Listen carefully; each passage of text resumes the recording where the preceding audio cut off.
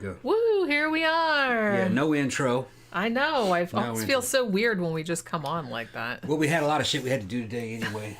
Had to do all the shirts. Well, we did the backs of all the shirts. Did the backs, that, right.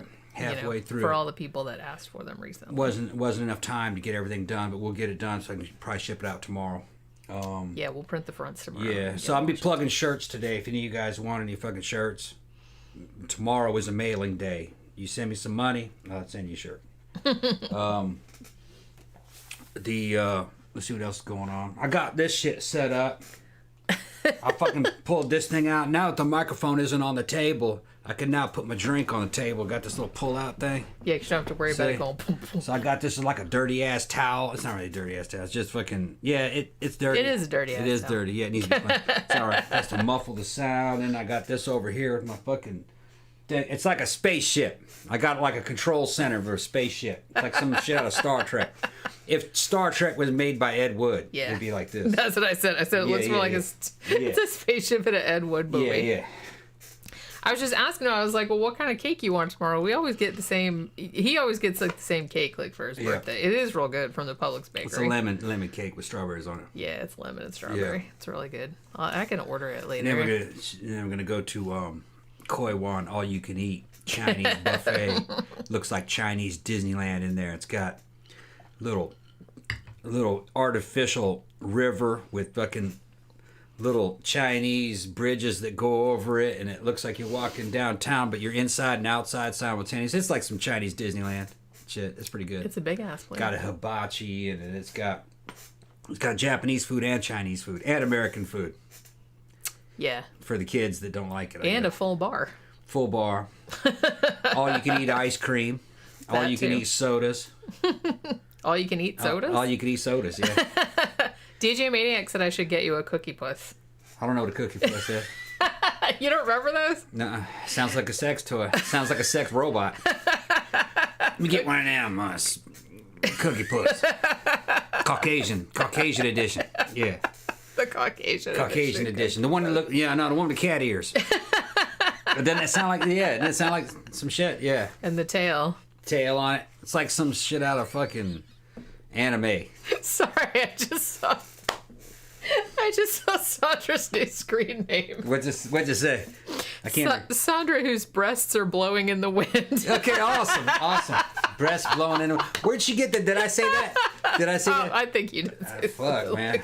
Shit's blowing in the wind. He doesn't even remember. I don't understand. It was something I said when I was sober. I can't remember. Oh my god, that's so fucking blowing in the wind.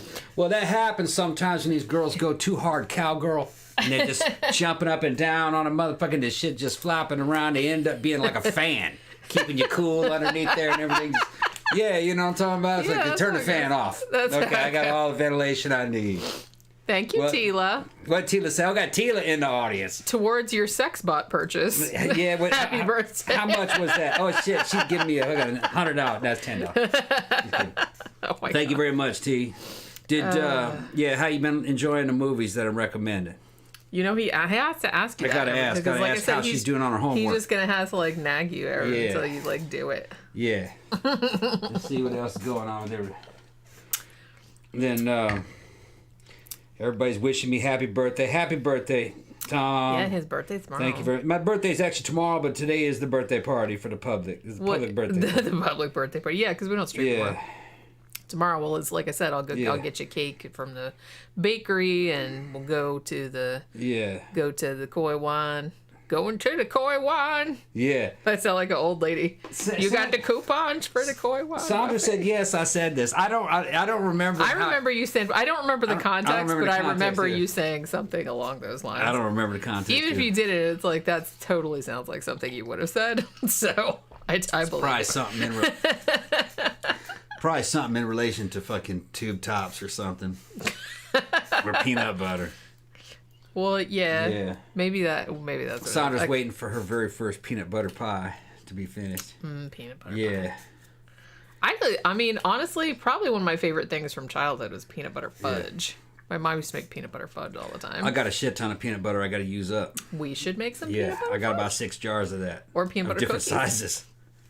Huh? Oh yeah, we do, don't we? Yeah, I got a stockpile. Well, see, the thing that happens is that sometimes we have so much crap. Yeah. In the pantry, in the back refrigerator, that we forget that we had it. So he goes to the store and then he's like, "Do we have any more of this? Fuck it, we'll just get some more." So sometimes I'm like, "Why do we have 8 things of salsa in here?" Yeah. But then I can use it and stuff. Yeah, it still gets used. It doesn't usually. Right. I mean, it doesn't usually go bad. So we're gonna make peanut butter pie or peanut butter cookies or something. I got a bunch of cookie stuff. I got a bunch of cookie stuff. We should actually probably make some peanut butter cookies. I would think. I mean, that'd be really good. They're good. Tila said she saw episode number 1 of Spartacus. Okay, yeah. What'd you think? Intrigued enough to keep going. Yeah. Yeah, the first one is like pretty good. Yeah, it gets better. It gets like much better from there on out. Right. As soon as he becomes enslaved and he ends up in the ludus, that's when it gets the good. first one was just kind of all set up. Like from there on out, it gets like way, way better. Like the first one's good, but it's not. Yeah, the first one, you're not sure what kind of series this is. But then when you get into it, you're like, oh, all right. And it gets deeper and deeper. You start binging it. Yeah. Because you got to find out what happens next. Zach says, happy birthday. Tyler says, yo, happy birthday to Tom. Keep hitting those weights. Juicy Tom is best, Tom. Oh, man. Ain't that something? You're juicy. Yeah, juicy Tom, yeah. Juicy and moist. Yeah, it's going to... thank you, no need for me, too. I won't acknowledge someone's age. Oh, it's all right. No, I'm old. I'm old, but I'm getting better, man. I'm looking in the fucking mirror and I go, oh, man, I look so fucking hot. I can't fucking believe this shit. I come out of the shower, I'm not used to it. I'm going, God I'm sexing myself. I look good. I said, Jenny, get the camera. Bring that measuring tape. You're just, oh my God. I haven't brought the measuring tape out again. You haven't? No. The last time I was thinking about that, every time you get out of the shower, it's like fucking Buffalo Bill up in there. Would you fuck me? I'd fuck me. No, she's exaggerating. That's what I'm thinking. You're not. I'm just going, well, seeing how the progress goes. Last I measured, I got 17-inch guns. I'm going to try to get them bitches up to like 21. It's going to take a few years, but we'll see. We'll see how it goes. Sandra said, I discovered something awesome on the internet. We have a German peanut butter shop. You get everything there, all the brands you talked about. Oh, see? There's a whole peanut butter shop? See, that shit catches there's enough on. People in Germany. They understand. Either Germans or expats. They understand. That want peanut butter that sustains a shop that has all different peanut butter That's right. Activities and products. Yeah. Tequila was Mexico's gift to the world. Peanut butter was America's gift to the world. Yeah. The South. That's the South that did that. There's a lot of shit. You're welcome, world. You're welcome, world. Yeah, that was George Washington Carver that came up with that shit. Like I said, when I was at the Wax Museum in St. Augustine, there was a wax figure of him, which was actually one of the better ones. I thought that was pretty cool. Mm-hmm. I think I took a picture of it. I took pictures of pretty much all of the wax figures in there. Yeah. Tila said, wait a minute, the actor died in Spartacus. Yeah. Yeah, I think after the second season? Was he in the first 2 seasons or just the first 2 seconds. one? The third season is a new guy. Yeah. But you get used to it real quick. After a couple episodes. Yeah, because I was a little weirded out, but yeah, he died real young. Died of cancer. Yeah. I think it was leukemia, wasn't it? Blood cancer, bone marrow cancer? Something like that. I can't remember. It was like ridiculous. You'll see as the season goes on in that second season. And I don't remember how much of he was in the second season. He was in the second season, but not a lot, I don't think, was he? Well, no, he wasn't in the second season because that was a prequel. Yeah, it was a prequel. Remember? It was about Batiatus. He looks really good at the beginning of the season. Towards the end of the season, you're like, is he getting smaller? Yeah, he was getting smaller. Cancer was killing him. He couldn't keep that physique. You're going to like that shit. Fucking, if you liked 300, you like real good like action dramas, bunch of intrigue, bunch of dirty tricks and shit. Plus lots of gore. Lots of gore. Lots of sex in it. I enjoyed that. Lots of sex in it, lots of degeneracy and shit. And a bunch of little kind of like morality tales. Or it's a good series. It's really Thank you very much, Esther. What'd you say? Happy birthday Eve, Tom. Your presents are headed your way tomorrow for you. Oh shit! Thanks. I know. I already know what they are. I got Sophie's presents today and yesterday, but I'm not gonna bust them out until time comes.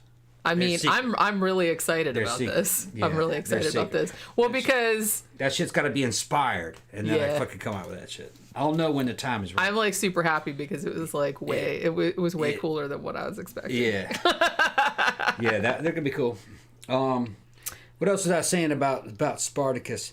And here's another thing that about Spartacus is that overall, the major part of the story arc, Spartacus, the slave revolt, and then what happened once they escaped and everything, is actually, in general, historically accurate so far. I haven't finished season 4 yet, but a lot of the names are the same, and a lot of it really happened. All the little small details about the intrigue between gladiators and shit, they made that up. But no, that slave revolt did happen, and Spartacus and a band of damn renegade slaves and gladiators fought the Roman Empire. I think they were free for a couple years before they finally got him. Yeah, where they were like wandering. Yeah, and he ended up being like a legendary boogeyman that Spartacus would come and get you shit. One thing that I've noticed that was a little bit different is that they're universally shown as kind of like heroic and kind of like saving people. That's not really historically supported. Once they got free, there was a lot of rape and pillage. I mean, they showed no mercy to the Roman people. They weren't Romans, a lot of them. They came from other places, so they were just getting vengeance on everybody. And it didn't have anything to do with Spartacus. It didn't have anything to do with politics. It's not like he was out there trying to like free the slaves or stop the practice of slavery in Rome. No, he didn't give a shit. He just ran around fucking raping, burning, murdering, killing. But think about it. They were basically captured foreigners. Wouldn't you do the same? Well, no. But yeah, I would. If you enslaved me and fucking took me to a foreign land, I'd fucking kill everybody. Especially if we were in a big horde. I'd punish the entire nation. And that was the way people did shit back then. Mass punishment.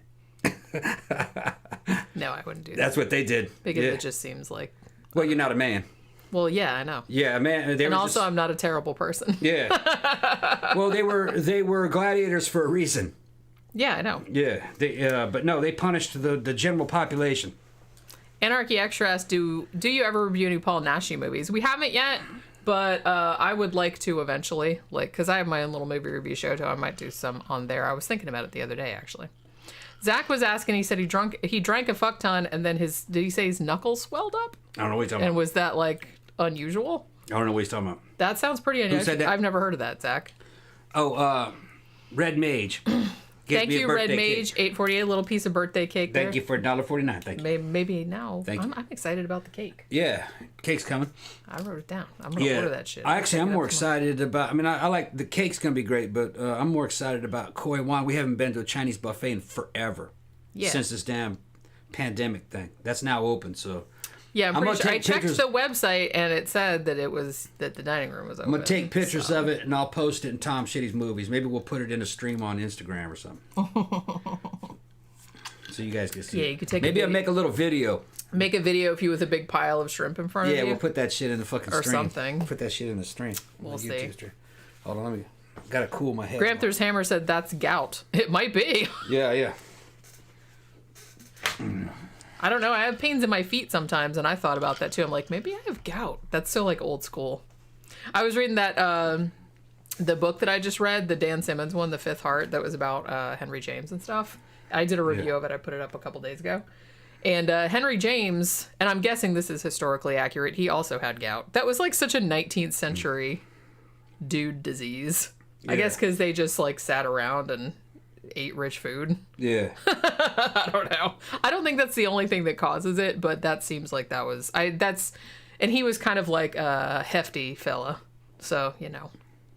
I don't know. Yeah, Zach says, I just read on Google that for some people drinking a lot can cause inflammation, but it went away for me. It was weird. Yeah, it's like, I guess I can see that. I don't think I've ever had that happen to me, particularly. That was Zach whose knuckles swelled up? Yeah, after drinking a lot. It was all that beating your meat, man. The knuckles doing that like that, fuck, they start sweating. With you know, the shake weight. Stop molesting yourself, man.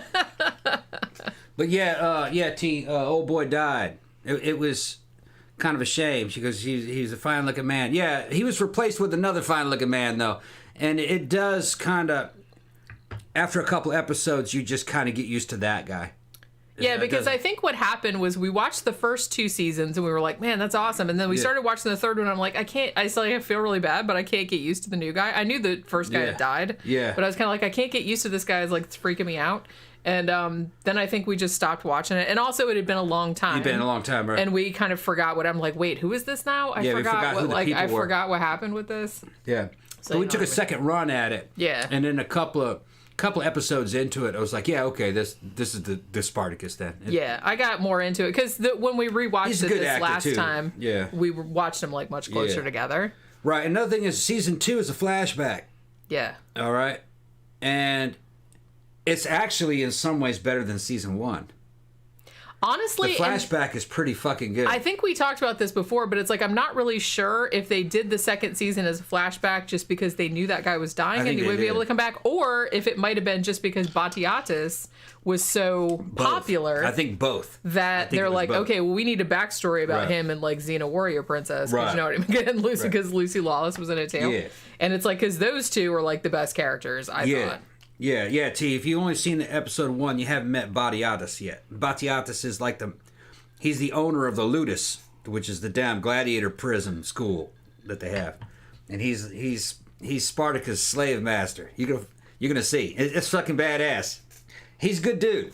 And his wife is played by Lucy Lawless. Well, he's a good dude in the way that a Roman would be a good Roman. In other words, fucking treacherous. He's fucking trying to move up. That's a good word for him. He's trying to move up. He's trying to move up, and he's trying to do it for But everyone sucks, so it's almost kind of like you're kind of like rooting for him a little bit, even though he's a shit. Everyone else is like a bigger shit too. Right, he's a bigger shit. And they're treating him bad. They're treating him bad, and he's trying to move up in the fucking Roman society, and they're treating him like shit. And he's just got to ruthlessly fucking move his status up higher. It's all about status. Pretty good. Yeah. He's kind of doing it for his wife too, because some weird shit happens with his dad and everything like that. And his dad wants him to divorce his wife. It's pretty cool. It's pretty cool. And that's kind of one thing is he does like really genuinely love his wife, and they are kind of like working as a team because she's just as treacherous and intelligent as he is. Yeah. So she's working one angle and he's working another angle. Yeah. So it's kind of like I was kind of into that. Like I said, they're terrible people, but everybody else is a terrible person and are like worse than they are. Yeah. So you know what I mean. Well, being terrible and being bad was a different dynamic back then. Well, that's what I'm saying. So it was all relative. It's all relative. It's very much kind of like you were kind of expected to be loyal to your friends, but be real ruthless to your enemies. You're supposed to make examples out of people. That's how the society was held together. It was like one big mafia. So it's kind of like a mafia movie. It was very naturalistic. It's all about who is the most dominant, and it's a hierarchy and how to get status and how to deceive people and then how to be loyal to people. There was loyalty. He was a good man by Roman standards, which was you really should win at all cost. That's really how they kind of, and they were like that. And another thing is that they just weren't, you weren't supposed to murder people, but they all did it. Yeah. The more rich they were, the more powerful they were, the more people they murdered, including people in their own family. It was almost like you had to do it. Because the other people in your family were obstacles. They were holding you back. You'll see. Yeah. You'll see. You know. And it was a bunch of fucking... And this is... Roman history fucking demonstrates it over and over again that that's how they were. Also, the outfits and the wigs were really outstanding. Yeah. And the sets. Yeah. It's just really a beautiful looking... Yeah. Especially, like I said, when they get into the more, like, upper class, Romans and everything like that, and sort of, like, all their fabulous outfits and wigs and everything. Yeah, and if you're an American... Big parties. If you're an American, you can go back into American history and see when they started this experiment, it was all part of the Enlightenment, and they were trying to get a happy balance between a Roman system, which was a republic, and a Greek system, which was a democracy. They were trying to work it out like that, so you can see a lot, and a lot of America is kind of like what you're going to see here, because of the form of government, and of course, all governments over time become corrupt and senile, and this is happening in this too. In this movie, you'll in that series, you see it, and it's part of human nature, which that's one thing I like about it. You know what I mean? You can't fight what people are. And power corrupts people. And it gets into that. Actually, the best people are the slaves. They don't have any power until they escape. Yeah. Yeah. Zach asked, Jenny, have you seen the movie about Agatha Christie starring Vanessa Redgrave and Dustin Hoffman? It sounds familiar, but I probably have not seen it. Seems like something you'd like. It does actually sound like something I'd like, so I'd have to look that up. Let's see. Lucy Lawless, who played Xena, is married to Robert Tappert. That's why she got the gig in the Evil Dead series as well. Yeah. Oh, and if you haven't seen Ash versus Evil Dead, everybody needs to watch that shit. That's another one. I mean, where else can you see Bruce Campbell get his face stuck in a corpse's asshole? Yeah, it's great. I mean, come on. But it's the best. But in Spartacus, you can see basically soft X fucking sex scenes with it is very smutty and very gory with Lucy Lawless, and she looks fantastic. She does look really she was probably about 50 at the time, huh? Or 40s or 50s, or 40s or very early 50s. Yeah, she looks fantastic. Everybody looks fantastic in the damn thing. Well, yeah, they want everybody to look like. All the gladiators are fucking. They're all fucking looking great and shit. You can tell they're fucking TRTing their asses off through that whole fucking thing. Oh my god. Pouring storm. We just get hit by a storm. Again. If we lose the stream, you guys know it's because of the elements. Oh, Florida. Yeah. Never change. Yeah. I like the rain, though. I just don't like when it knocks the power out all the time. Because, I mean, in the summer, it does this pretty much every afternoon. Yeah. So, that's all you can. You can't really do much about it. Don the Bomb said the second season was made as everyone thought the main actor was going to survive. Well, that makes it even sadder. Okay. So, I guess they just did do it as a prequel just because everybody liked Batiatus so much. And his wife. I can't remember what her character's name was. I just called her Lucy Lawless the whole time.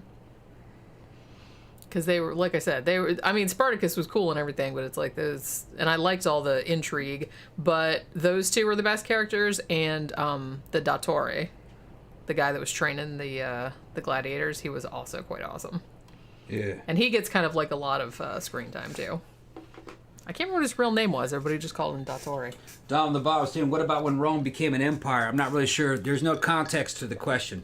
You have to make sure that if you guys ask me a question, make sure you kind of give me enough background so I can answer it. I don't know what it mean. What about when it became an empire? I don't know what you're talking about. It became an empire after the assassination of Julius Caesar, and his nephew Octavian took over and renamed himself. What was it? Man, I can't remember either. Shit. I had it. There Caesar you go. I had it on the tip of my tongue, but I forgot it. That was during the Roman Civil War. Thing is that Rome actually ran better as an empire in a certain way. The citizens didn't like it because a representative government just kind of vanished. But that's probably happened here now, according to, actually, there's probably no representative government here at the federal level. It's probably been that way for several decades. Because Tulane University did a whole damn study on how many times the Senate actually passed a law that the people supported, and it hasn't happened in a long, long time. It's mostly supporting transnational corporations. So the people don't control the government. The corporations and the oligarchs control the federal government. It's very corrupt. And it was like that in Rome, too, when it was an empire. I thought I heard Pookie coming here. No, sorry. I guess not. Yeah, so, this is all something that sorts out through the evolution of governments, which,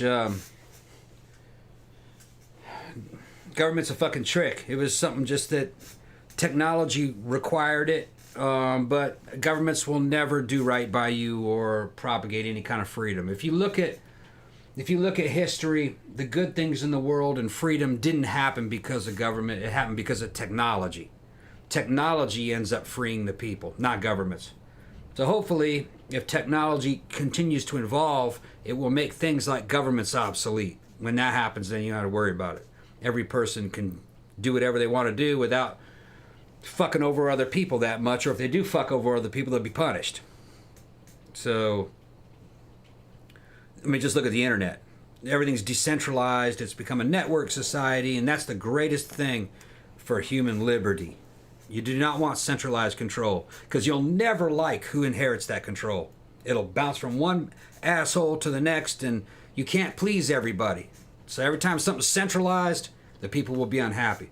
Decentralization is the future. Something I didn't realize until I was watching, and this is like a funny way to like learn about this piece of information, but we had rented, because, you know, we really like Jeremy Wade, right? He does like River Monsters. So he has a fuck ton of other shows. Like I said, he's the Gordon Ramsay of fishing.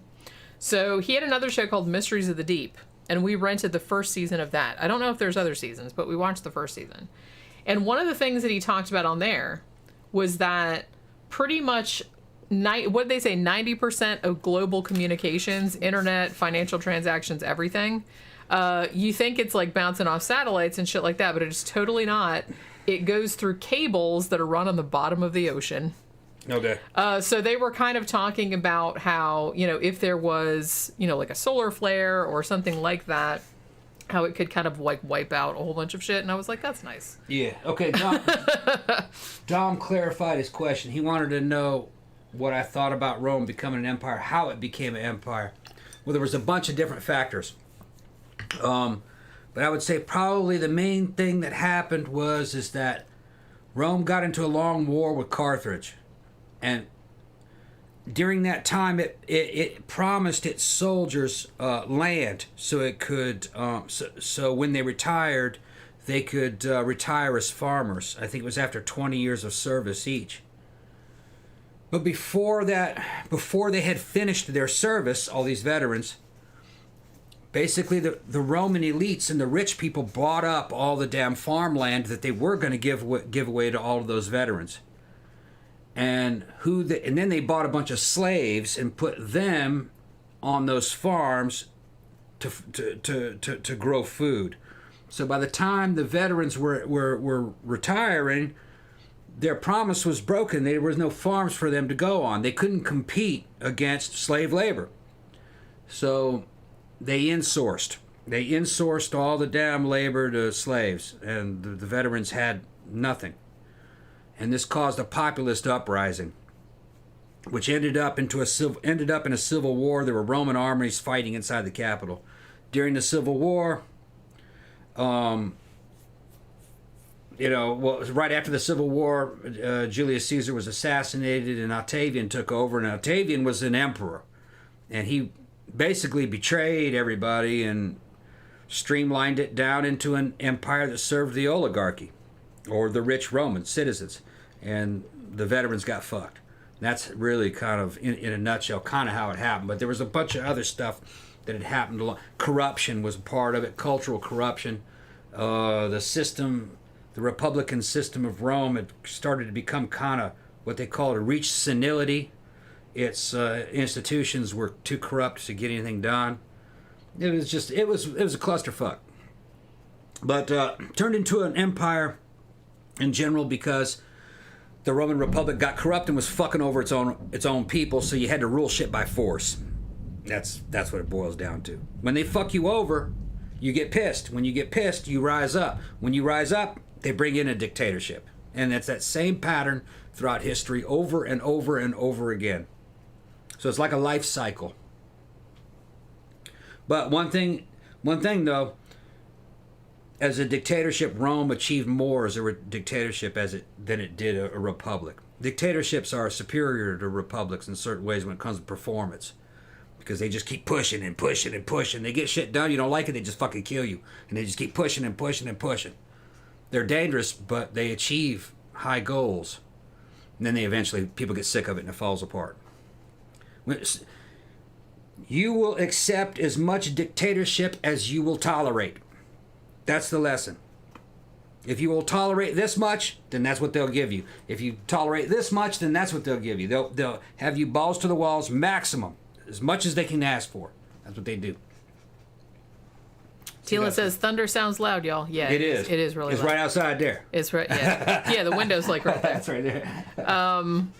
Yeah, and they were talking about other series where the main character died, or the main actor died, and they had to replace him. And somebody pointed out, John Ritter, 8 Simple Rules for Dating My Daughter. Yeah, I remember that. and he died during the filming of that. Zach says, I know you love the modern day, but what's a time period you would want to live in if you could? Ooh. Zach asked me that? Zach asked us both that. Okay. I don't know if I'd want to go back too far. If I could, I don't know, man.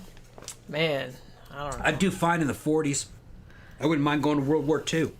I mean, I wouldn't mind maybe like, I don't know, late 19th, early 20th century. I could probably hang with that. But earlier than that, fuck it. Ancient Egypt would be a trip. Now, yeah, it's like prior to that, I wouldn't want to live in the Middle Ages or anything like that. No. I mean, you want to live somewhere where it was at the height of its civilization. Where they at least had like, you know, because if even ancient Rome and ancient Egypt, it's like they mostly kind of had their shit together, kind of. In Rome, what would have happened if you were rich in Rome? You would have had good fucking sex parties where people were actually fucking shaved. Okay, so you didn't have to worry about body hair. They weren't into that. They worked out. They looked good. That's his main like criteria for what it's like everybody is. They took showers and shit, or not bad, but baths. They cleaned up. Yeah, because see, Middle Ages, everyone was filthy and dirty and covered with scabies and whatnot. Yeah. You wouldn't have liked ancient Roman food though. It was nasty. No. Nasty. See, I don't like, I don't know. Like, I know people like to, like, piss and moan about, oh, back in my day. It's like, fuck that. It's like, I would much rather live nowadays. And I really would, I'd be very reluctant about having to go back some time before electricity. Yeah. Like, before there was air conditioning. Unless I could move somewhere where the weather wasn't an issue. Yeah. If I had to stay in Florida, no way. I'm not staying here without fucking air conditioning. Nope. I don't like it. Now, in ancient Rome, you could eat bread, you could eat fish, and you could eat meat. I would stay away from all them damn sauces. Okay. Anything that they call any kind of sauce, see in the recipes, you don't want none of that. Rotten fish guts in them and stuff, you don't want any of that. Okay. No, I don't want any of that. Put some garum on that. No, thanks. Olive oil, yeah. I'll take that. Take some olive oil. Take some wine, yeah. But you'd be eating real simple stuff. You wouldn't want to know what was in the real advanced shit from what has survived. It's like, oh, you eat that? You know? And they didn't know what they were doing. Poor people would just take a damn mouse and break its neck, put it in olive oil and swallow it, and then wash it down with fucking wine. That was how they got meat. That's how they got meat. Their version of a burger and fry was being poor has sucked forever. Yeah. Yeah. It's like, oh boy, here's my third mouse of the day. I love my life. Well, they got a fast reproductive cycle. You could raise a lot of them very quickly, and it's protein. They just swallow a whole mouse with the fucking fur on it and everything. That was their version of a burger and fry. Put hair on your chest. Yeah, and then you take some rolled up lettuce and eat that. With some olive oil on it. Oh, man. Yeah. And they didn't chew. You weren't going to chew that mouse. Well, I don't think I would like to chew an uncooked mouse. No. That might be a little nasty. Yeah. I don't even know how you could swallow the whole thing whole. You'd probably choke. Well, they dipped it in olive oil to lubricate it. And they swallowed it like a big old pill. I think I'd rather just like die of starvation. Thanks. And when you see some of those pictures of Rome, you know what I mean? They're ancient Rome. They show all that statuary, and it's all like marble and white and classic. That shit was painted. This shit looked tacky as fuck, like out of a damn Persian nightclub. And then that makes me happy. Yeah, they'd paint the pubic hair on that shit, and then they'd fucking.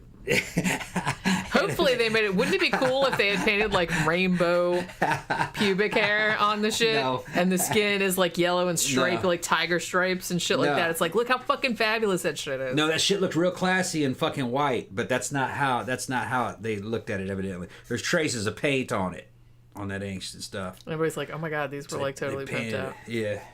And then they, you know, at least during certain periods. I mean, I know that they broke into the roof of a theater one time that had been buried. They buried it on purpose, and it still had statues of important people. They were not sure who they were because they're not named. Because they weren't that important, clearly, because we didn't remember who they were. No, I think they were very important to the Romans. They didn't require any names because you would instantly recognize them. I'm just saying that the fact that we didn't know who they were means they weren't all that important in the long run. No, it's emperors. I think just that there's a lot of problems with, like, they'll show you in some of these museums, they'll show you a picture of somebody, and this especially back in the 50s and 60s and stuff. They'd show you, and this is Emperor Augustus. You find out, no, it's not Augustus. That's Octavian. Well, yeah, they don't know which one. Octavian. What's his name? They don't have pictures of. They don't have pictures of them, right? They don't know which one's which. Not Octavian. They're just like guessing. Yeah.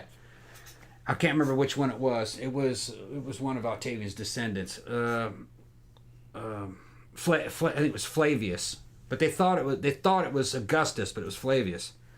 So you know it's an emperor by the uniform he's wearing. Usually they're wearing some kind of a military type uniform that is a ceremonial armor. So you know it's an emperor, but you just don't know which one, because you know what I mean. A lot of times there's no inscription. Yeah. But I think they have most of them straightened out now. Like, especially from like the Julio Claudians. I'm getting too complicated. People don't know about that. But I think they knew what the Julio Claudians looked like. Well, yeah, they had a very distinctive they had a distinctive look to them. Mm. But yeah, I was going to say, yeah, this is Emperor Calipigius. If anybody has watched MST, you know what I'm talking about. Mm. So yeah, Gramthars Hammer is saying no toilets. Yeah. Everyone used chamber pots. Imagine having an outhouse in your living room. That's another thing. You definitely would not want to go back to a time before. See, I just wouldn't want to. They had public toilets. Yeah, but... And they would sit down next to each other and talk. I don't even like to use public toilets now. Yeah. And it didn't flush. It was just like an open pit. And then when you stood up, fucking some dude was sitting there with a damn stick with a bunch of wet rag on it. Which they show in Spartacus. Yeah, they show in Spartacus. He'd sit there and clean your ass. And you're like, yeah, okay, all right. And then you walk off. Yeah, here's like this like row of like a wooden bench with like holes in it. And you just kind of sit there, like, taking a shit, like, hey, Brian, what's up, blah, blah. And then you stand up, and they're just, like, wiping your ass. And they're just like, okay, cool, bye. Then they take the ass wiper and stick and put it back in the bucket of water that it came from, just swish it around a little bit, be all right. And they use it on the next dude. I'm gonna be ill. It's no wonder that they didn't get fucking sick all the time, but I guess they had real strong immune systems. Well, they must, because they were probably like, they grew up in that environment. But like I said, if you guys, I know I've mentioned this book before, and I think somebody said that they had read it, but there's a really good book called The Ghost Map, where they talk about there was a big like cholera outbreak in London back in the 1800s, and that was kind of the main impetus for them discovering that, hey, if you shit in the water and then drink the water, then maybe you'll get sick and die. Yeah. And it was sad because it's like one doctor figured it out, like by pinpointing that it's like, hey, everybody that, drank from this particular water spigot got sick, and that was the one that was right near the sewage pit. Yeah. And so he kind of like just figured it out. Oh, there must be like something in the water that's making everybody sick, and everybody thought that he was crazy.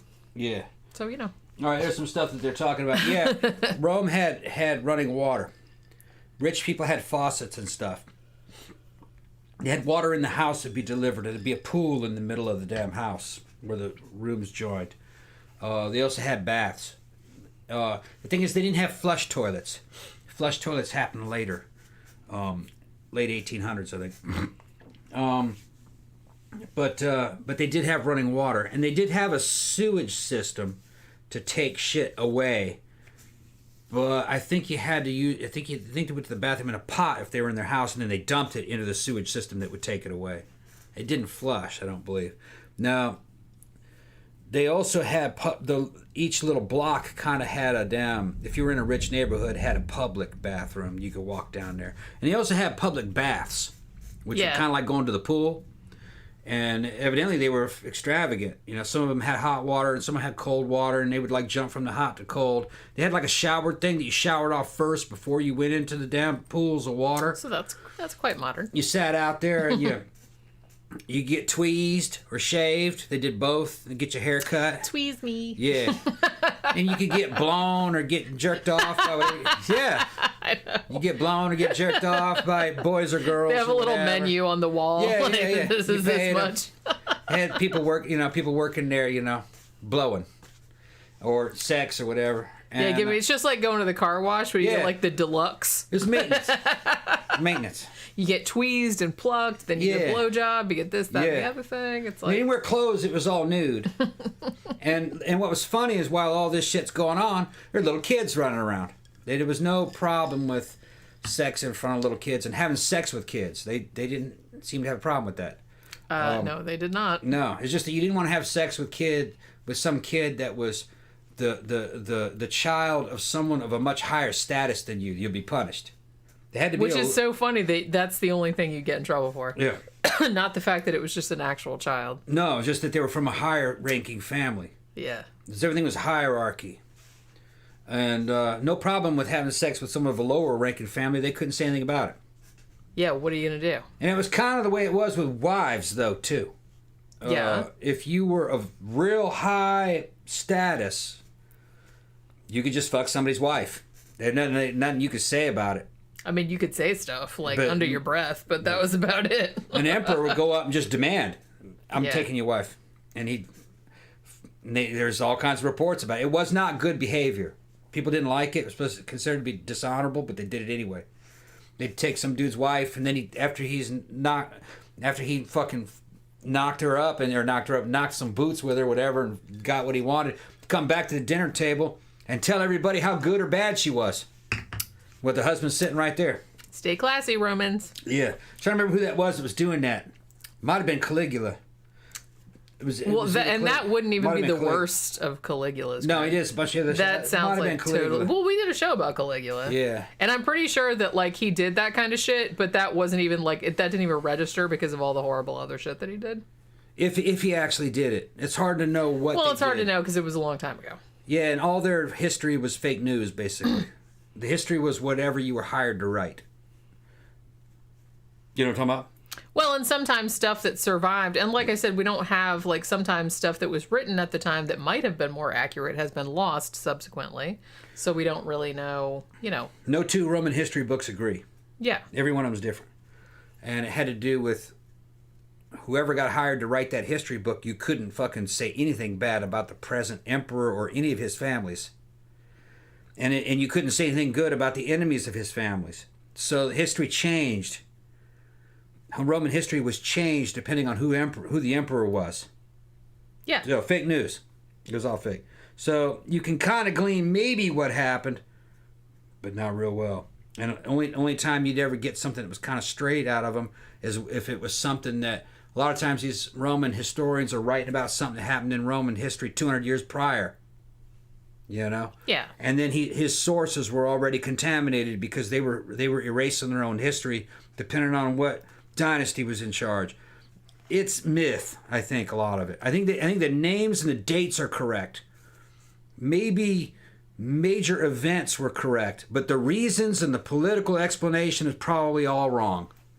I mean, I feel like the closest you can get to objectivity is if, for example, there were lots of different accounts of one person or one battle or something like that from lots of different places, lots of different historians from different areas, some of which had no dog in the fight. Yeah, that's what I was going to say, foreigners. So I kind of feel like you have to read so many different sources just to kind of get a handle on. Yeah. But historians know that because like I said, a lot of stuff has subsequently been lost also. Archaeology trumps history. A lot of history doesn't match up with the archaeology. You dig it up and you go, well, no, that couldn't have happened. You know what I mean? Well, yeah, because I mean, there you got there physical it is. proof right there. It says what they're is. saying didn't happen because there's the proof. So that reminds me that another thing that I learned from Memories of the Deep, or Mysteries of the Deep, rather, the Jeremy Wade show, was that I didn't realize, you guys know, like the Dan Simmons book, The Terror, and they made that into the miniseries, which was actually really good.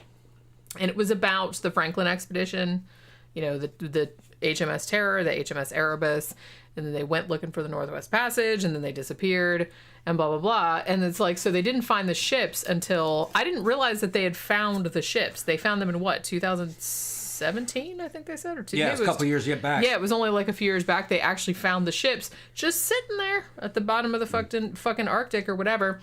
And actually, when they found the ships, and they went and dug up the three, because you know how when they, they went around the site and they found those 3 graves of like the dudes from the Franklin expedition that had died, and they had like erected gravestones for them, and they dug them up and they were like super well preserved. Like they even showed the picture on the thing, and I was just like, holy crap, he looked like he just fell asleep or whatever. And so they did like all this stuff on their bones because they wanted to determine, and I think Dan Simmons talked about this in the book and they talked about this on the show as well, that they think that the reason that some of them resorted to cannibalism, because they know that they did, even though they had food on the ship. They had 3 years worth of food on the fucking ship. So they couldn't figure out why they started like eating each other. And also there was like a tribe of Inuit that was like trying to help them and said, hey, we tried to give them like seal meat and they wouldn't eat it. So I don't know what the fuck is the problem. And so they were like, well, what the fuck was the matter with them? And for a long time, the theory was that they had all gotten lead poisoning from the canned goods that they had put in the ship, like to store it for the expedition. So they decided, since that was kind of, and they went into that on the Terror too. I think that was kind of like the main explanation, that like everybody was like going, like losing their shit because they were all getting lead poisoning from the cans. And so that, since that was the main theory for why they started eating each other when they probably didn't need to, they checked these 3 guys' bones and that was not it. They didn't have a bunch of, they didn't have a bunch of lead in their bones, because apparently they can tell. They said they had been exposed to them like a long time ago, but industrial pollution. But from industrial pollution. But they said if it had been from the cans, like in the last like year or whatever of their life, it would have been like a lot, like spiked a lot higher, and that wasn't it. So they said that probably wasn't why. So they still don't know why these motherfuckers all ended up eating each other. So, but that was one of my favorite things that we saw in this, because the Mysteries of the Deep, they do like a thing, like they talk about like 3 or 4 different mysteries like on every show. Like they talked about, you know, that famous case about like all those feet inside of the like the severed feet inside of the shoes that keep like washing up and fucking, it's not Nova Scotia, it's I can't remember where it is. They didn't know why they left the ships that had a couple years of food in them and why they died. Yeah, there was 3 years worth of food in there. And the guys who were asking this question and doing the investigations they're scholars and scientists, which is kind of a bookwormy type people. They don't go out into real low temperature environments for a long time. Having served in Korea in the infantry and been outside fucking 2 months at a time at 40 degrees fucking below zero, 20 degrees below zero, they don't understand the effects of fucking long-term cold on the human mind. Doesn't require anything. They did kind of bring that up on the show, that they said that maybe after a while, because they were stuck there for a long time, they went insane. Maybe they just all went insane because you know, they said that does something to your mind, like just looking at nothing but ice and snow for miles and miles for months and months and years at a time. It was high levels of stress, fatigue, borderline hypothermia and hypothermia for long periods of time. Even though they were prepared for it, I mean, I guess, like I said, they were prepared to be out for 3 years. Yeah. So, and you're dealing with, you know, semen. Okay, the kind that are out on a seat, not the kind that are in your trousers. And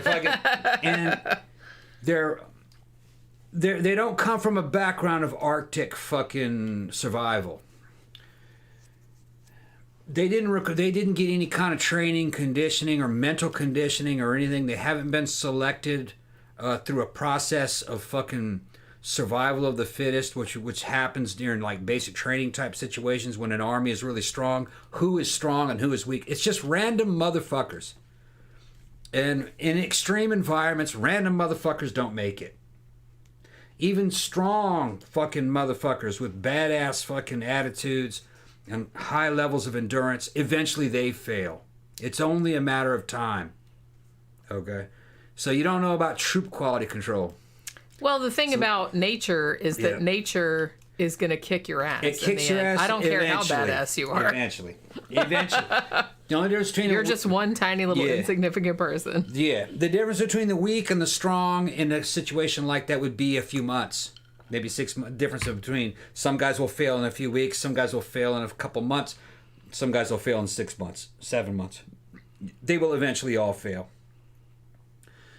The Inuit weren't failing because they had the proper equipment. They had the proper mindset. They had been selected over generations to survive. Well, yeah, they had lived there for thousands of years. Yeah. So any bad habits or bad mental fucking dispositions and attitudes that don't survive out in the Arctic, all those have long since been weeded out of their culture and their system. All right. It's going to take special kind of motherfuckers that can live out there for years.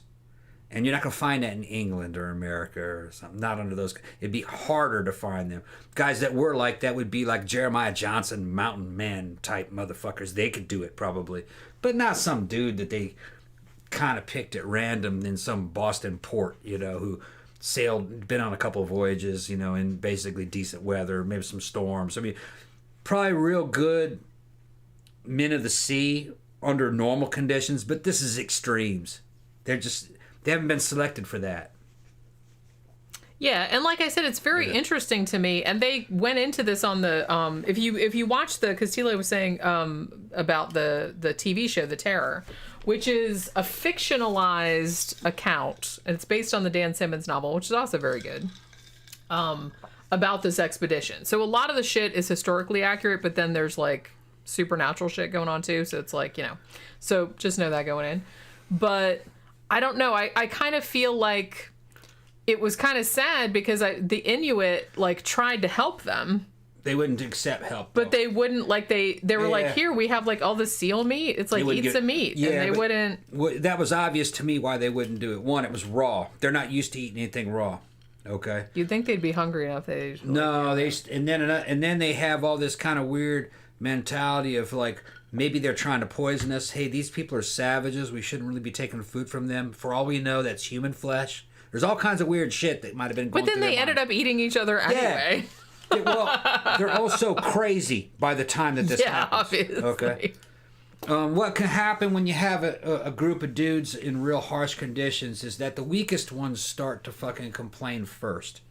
And the complaining and the bitching and the whining starts to fucking demoralize all the stronger ones. And then all of a sudden they're all bitching and whining and moaning. And then the morale starts to collapse, and then they start going into like a suicidal death spiral. That's what happens. Morale and mindset has a lot to do with I can't imagine. And I know that they were prepared for it. Like I said, they had stocked in 3 years worth of, they knew it was going to be a long journey. They knew they were going to be, stuck in the ice for a very long time. They knew that going in. Yeah. They knew the conditions they were going into, and they were prepared for it. But being prepared for it and going through it are two different things. Thank you. What happened was that the ships fucking got iced in. And they sat out there for how many months? Went fucking crazy. Well, the ships were stuck for 19 months, I think. 19 months. Yeah, and I guarantee you they lost track of time. I'm sure they did. They didn't know how long they were out there. They also lost track of where their location was.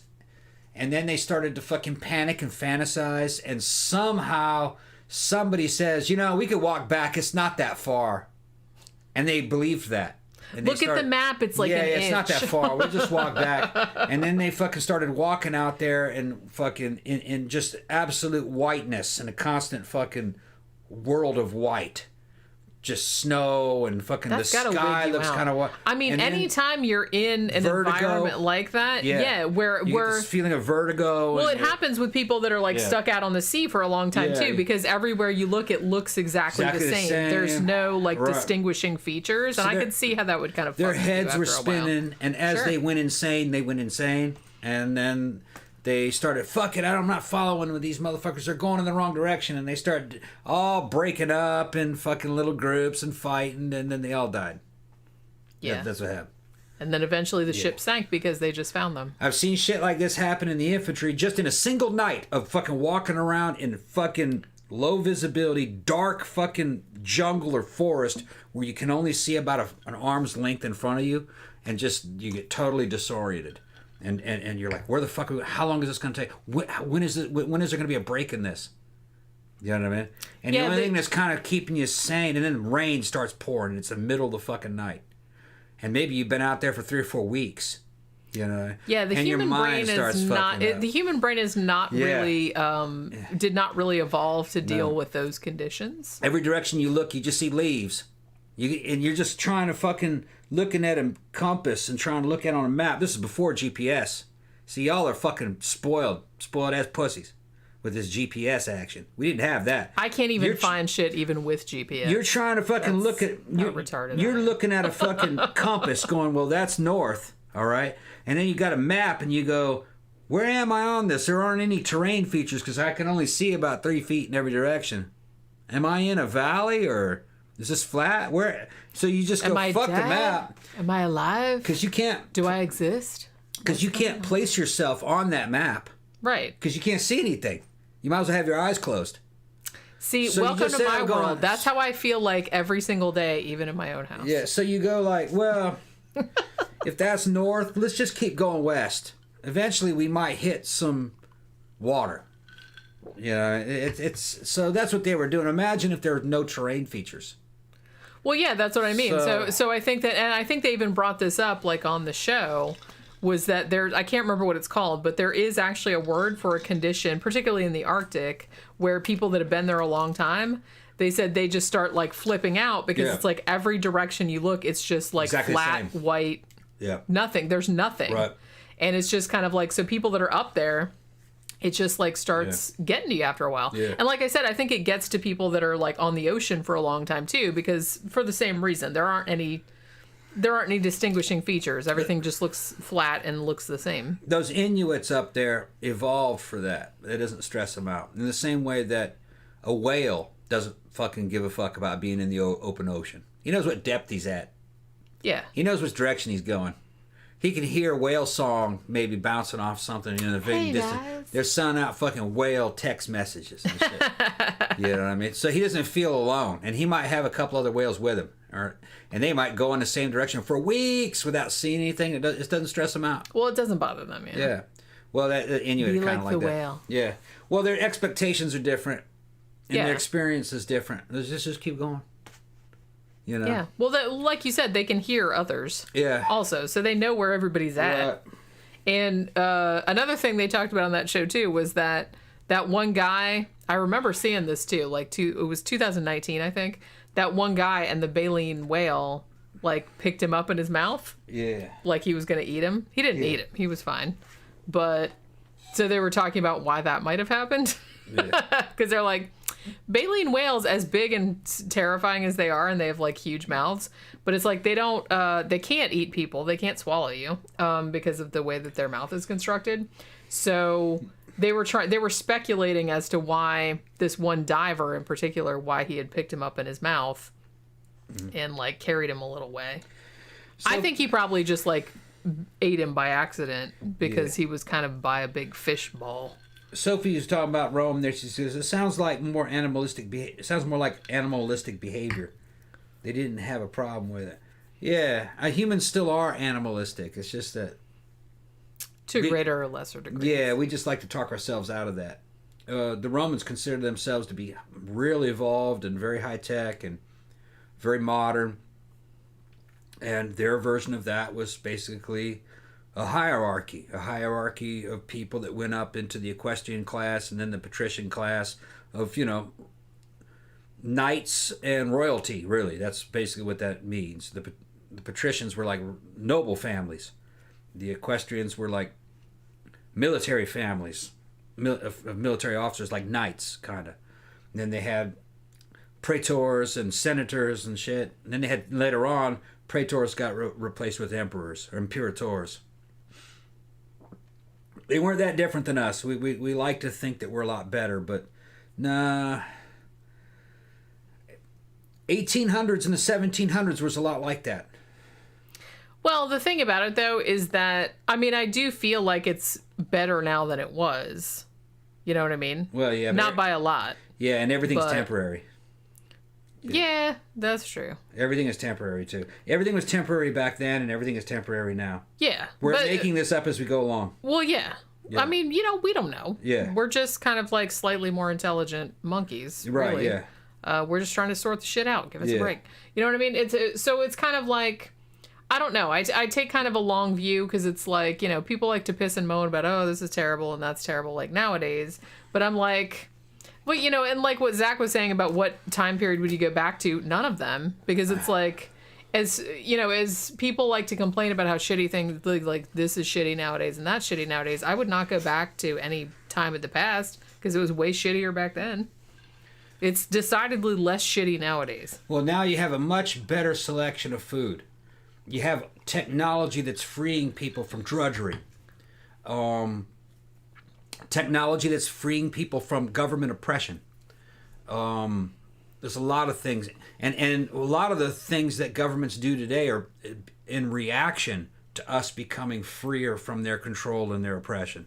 You see the games that they're playing.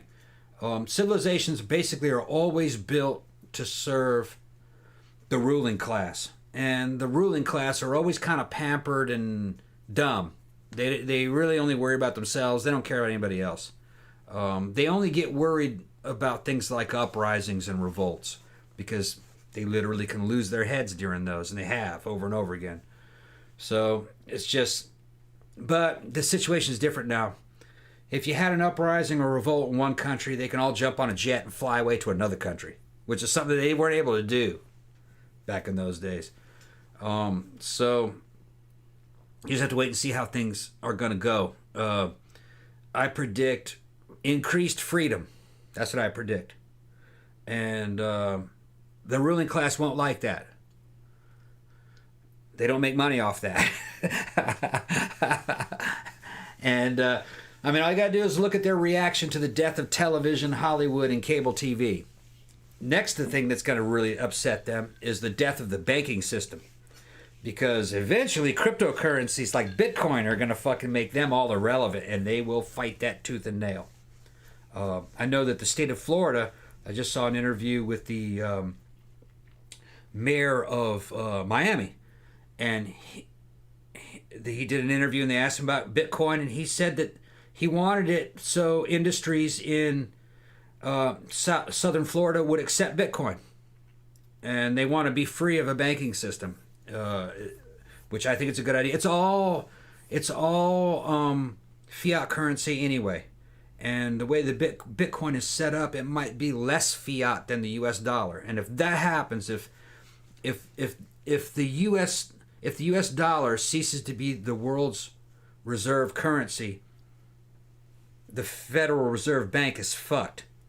And so is the power, the financial power of the American empire. That is also fucked. And that might be a good idea to fuck that, because the power of the American empire has basically been destructive in the world in the past fucking 40, 50 years. Not good, since Vietnam.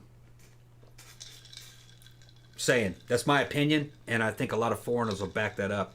We did a lot of bad shit with military power in our banks. Basically kept Central and South America fucking poor. Somebody was saying about female genital mutilation, and Gramthars is making the point that, you know, we find it important here, obviously, but other cultures see it no different than male circumcision. Now, that's interesting because obviously female genital mutilation is worse because, you know, the procedure is way worse. Yeah. I'm not a fan of male circumcision either. I don't really think there's any reason for it. I don't really know. And particularly in most parts of the United States, I think they do it just, that's kind of like the default, which I think is very weird. No, it's not weird when you understand the rationale behind it. Well, I know what the rationale is. Right. I'm just saying it's weird. I just don't really see any reason for it. That's all I'm saying. It happened because it wasn't always real popular in the United States, but when I was born and sometimes a few generations before that, most of your doctors in the United States were Jewish. They were Jewish Americans. They went to medical school. It was in their tradition to do that, and they believed that it prevented infections. So I know. So they put that became a it's the default now. Yeah, as far as I know. I don't know, or at least a few years ago it was the default. It became a tradition to have that kind of done as a procedure, especially among white people. There's some ups and downs in it, I guess. I guess the upside of it is increased stamina. Okay? I don't want to talk about, well, I'm just going to say... sensitivity so you can go a lot longer. I'm just going to say that I have a weird... I think it's very weird. But it's not the same as cutting the head of your dick off. It's right. It's very different. It's very weird doing something like that to somebody that can't consent to it. If you want to do it later, I don't have a problem with that. But it just seems weird to, like, do it to a baby. That just always seemed very weird to me. Well, it had to do with religion, too. Well, I know that. Yeah. I'm just saying that it just seemed weird how it became the default, because it's like, hey, you want us to cut this, like, skin off your baby? Sure, why not? Yeah. That just seems like a really weird thing to me. I kind of have a thing about people that, because you know how for a long time, like, some people would, like, when they're babies were little girls, they're like, pierce her ears. And I'm just like, can you wait till she gets old? She doesn't really need pierced ears. She's a baby. It's like, wait until she gets older and she wants to do it. Yeah. You know, when she's like 12 or 13 and she wants her fucking ears pierced, fine. But it's like, why would you do something to a baby that can't tell you, hey, don't do that? That's just, I don't know. It seems very weird to me. That's the only problem I have is a baby can't consent to that kind of stuff. You're mutilating a baby without asking them like what they want. Well, I'm cut. I don't mind it. It's like... Well, I know, but you don't know any different. Is the point that I'm making. When you go to Korea, the girls there will tell you that there is a difference. And there's evidence for it. Because you get prolonged stamina. You can go a lot longer. It's like religious Viagra. Dudes that aren't fucking cut, evidently, in Korea, which was not really a thing. Even though it was funny because that's a Christian country. It's just not in their traditions to do it. Are fucking 1 minute wonders. Yeah, but I've been with both, and I never noticed a difference. Maybe it's just cultural. I don't fucking know. I've never noticed a difference. But I think it's just a cultural thing. The thing is, though, is making the equivalency of female circumcision and male circumcision, there's nothing even close to that. What the point that I was making was that and sewing a girl shut is fucking nothing. That is like 1,000 times worse. Yeah, so I don't understand. So, well, the thing that bothers me is that sometimes the only reason I brought it up was because Gramthars said, they think they don't see it any different than male circumcision. Yeah. I'm saying I think male circumcision is weird, but it's not nearly as... I don't think they should do that either, but I'm just saying that's not nearly as bad as female genital mutilation, because it's not just like, oh, we're cutting this little ring of skin off. No, you're cutting the clit off. They're cutting your whole clitoris off. Right. And in some cases, they're sewing you shut. Yeah. That is like 1,000 times worse. Yeah, it's crazy. 10,000 times worse. I think it's fucking crazy. You're cutting off a whole entire organ, essentially. Yeah. That's like I said, that's the equivalent of cutting, like a male, like cutting the head of their dick off. Fucking up a woman's ability to fucking take a leak and, I guess to take a leak, but definitely menstruation. She could die of all kinds of fucking infections and shit. Well, and I think a lot of them do. Yeah. I mean, it's just a horrifying procedure. Yeah. But the same culture also made eunuchs. They'd take a boy and cut his dick off and bury him in the fucking sand up to his neck so he couldn't fuck with it. He survived, then he could be a eunuch. You did that. Goody. Can I be a eunuch? Well, they were usually captured European boys. Yeah, I know. During that time. They were captured, enslaved. But yeah, it's just it's a shitty, like, I don't know. It's just like, why would you do something? Why would you even think of that? Why People would you think fucking of that? Savages. I didn't get that. I didn't get that. I don't even think of that kind of shit. And I'm like a horror writer. I think of that shit in a fictional context, but I would never do it to a real person. Well, it depends on what period you're talking about. All right, if you're talking about when they were doing it in the 1500s, they did it as fucking late as the 1700s. Evidently, they're still doing it in certain parts. Making boys into eunuchs. But it went back to fucking thousands and thousands of years when you needed somebody to watch over the women and he couldn't fucking have a dick, so you had to do something to him, to make him... Basically, you're taking a motherfucker and turning him into C-3PO. That's what you're doing. 3PO, I need you back there talking to the Falcon. This is somebody you can trust around Leia. That's what they're doing. Even if he wanted to lay the dick on the ladies, he can't do it. Can't do it. And see, and it would, to us, you're like, man, that's some cruel shit. Well, you're dealing with a fucking time where normally they just would have killed that motherfucker. You know what I mean? Killing somebody was not a big deal, especially if it was an enemy. Well, so, they didn't really have the concept of like every life is valuable. They didn't. Oh, hell no. They didn't really have. No, life was cheap. Have that concept. And enemies originally were supposed to be killed. To be enslaved was like a fucking like a mercy. That's how they saw it. You know what? I killed your whole family and your entire tribe, but I like you. I'm gonna make you my eunuch. Come here, boy. It's gonna be like that. Hooray! Yeah. Well, you're dealing with fucking savage times. They would have cut that kid's head off fucking normally. So, you're not dealing with fucking governments either. These are basically governments as you know them. You're basically dealing with fucking tribes, gangs, criminal gangs by today's standards. You know what I mean? Anybody who was a badass and had a bunch of men following him, he could call himself king and go out and make a fucking... kill a bunch of people, take their land, it was kind of slave everybody. That's how they did it. And it was kind of like the whole entire world was run by like narco terrorists. Yeah, thank you. You cannot. it was like narco terrorists. But I know that. I know that though. You can't judge them by today's standards, and they were raised that way. So it's not like that they were raised in a world where they had been going on for fucking centuries. That's just how you did shit. That's how you did shit, and it was like noble and honorable to do that, because all the guys you looked up to were like that, and all the legends that you had were dudes like that. And there's no way to really, modernity is trying to erase that and keep people from doing that. There has been some progress, but like I said, it's always temporary. There were people in the Greek city-states that were trying to stop that. That didn't happen. They didn't stop it. You had shit in the Roman Republic where they were trying to get rid of that, and they did partially, but that was temporary. This is all going to go away. Progress is not fucking linear. This is going to go away eventually. It might take 100 years. It might take 10 years. It might take 1,000 years. It might take 10,000 years. It'll go away. Well, I don't know though. I don't know, because we've got to a point where, and I'm not saying that like shit isn't like 2 steps forward, 1 step back, because it always is. But I don't know, unless there's like some worldwide cataclysm, which could happen. Like I said, we get like a solar flare, we get like some some shit like that.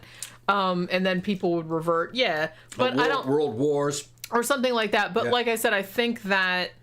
I don't know. I'm not sure. I think that we've passed, like... you have to think that when all that shit was going on back then, 90% of the people were illiterate. Yeah. And poor and broke. And now it's kind of like 90% of the world, 95% of the world, might be more than 95% of the world, are literate.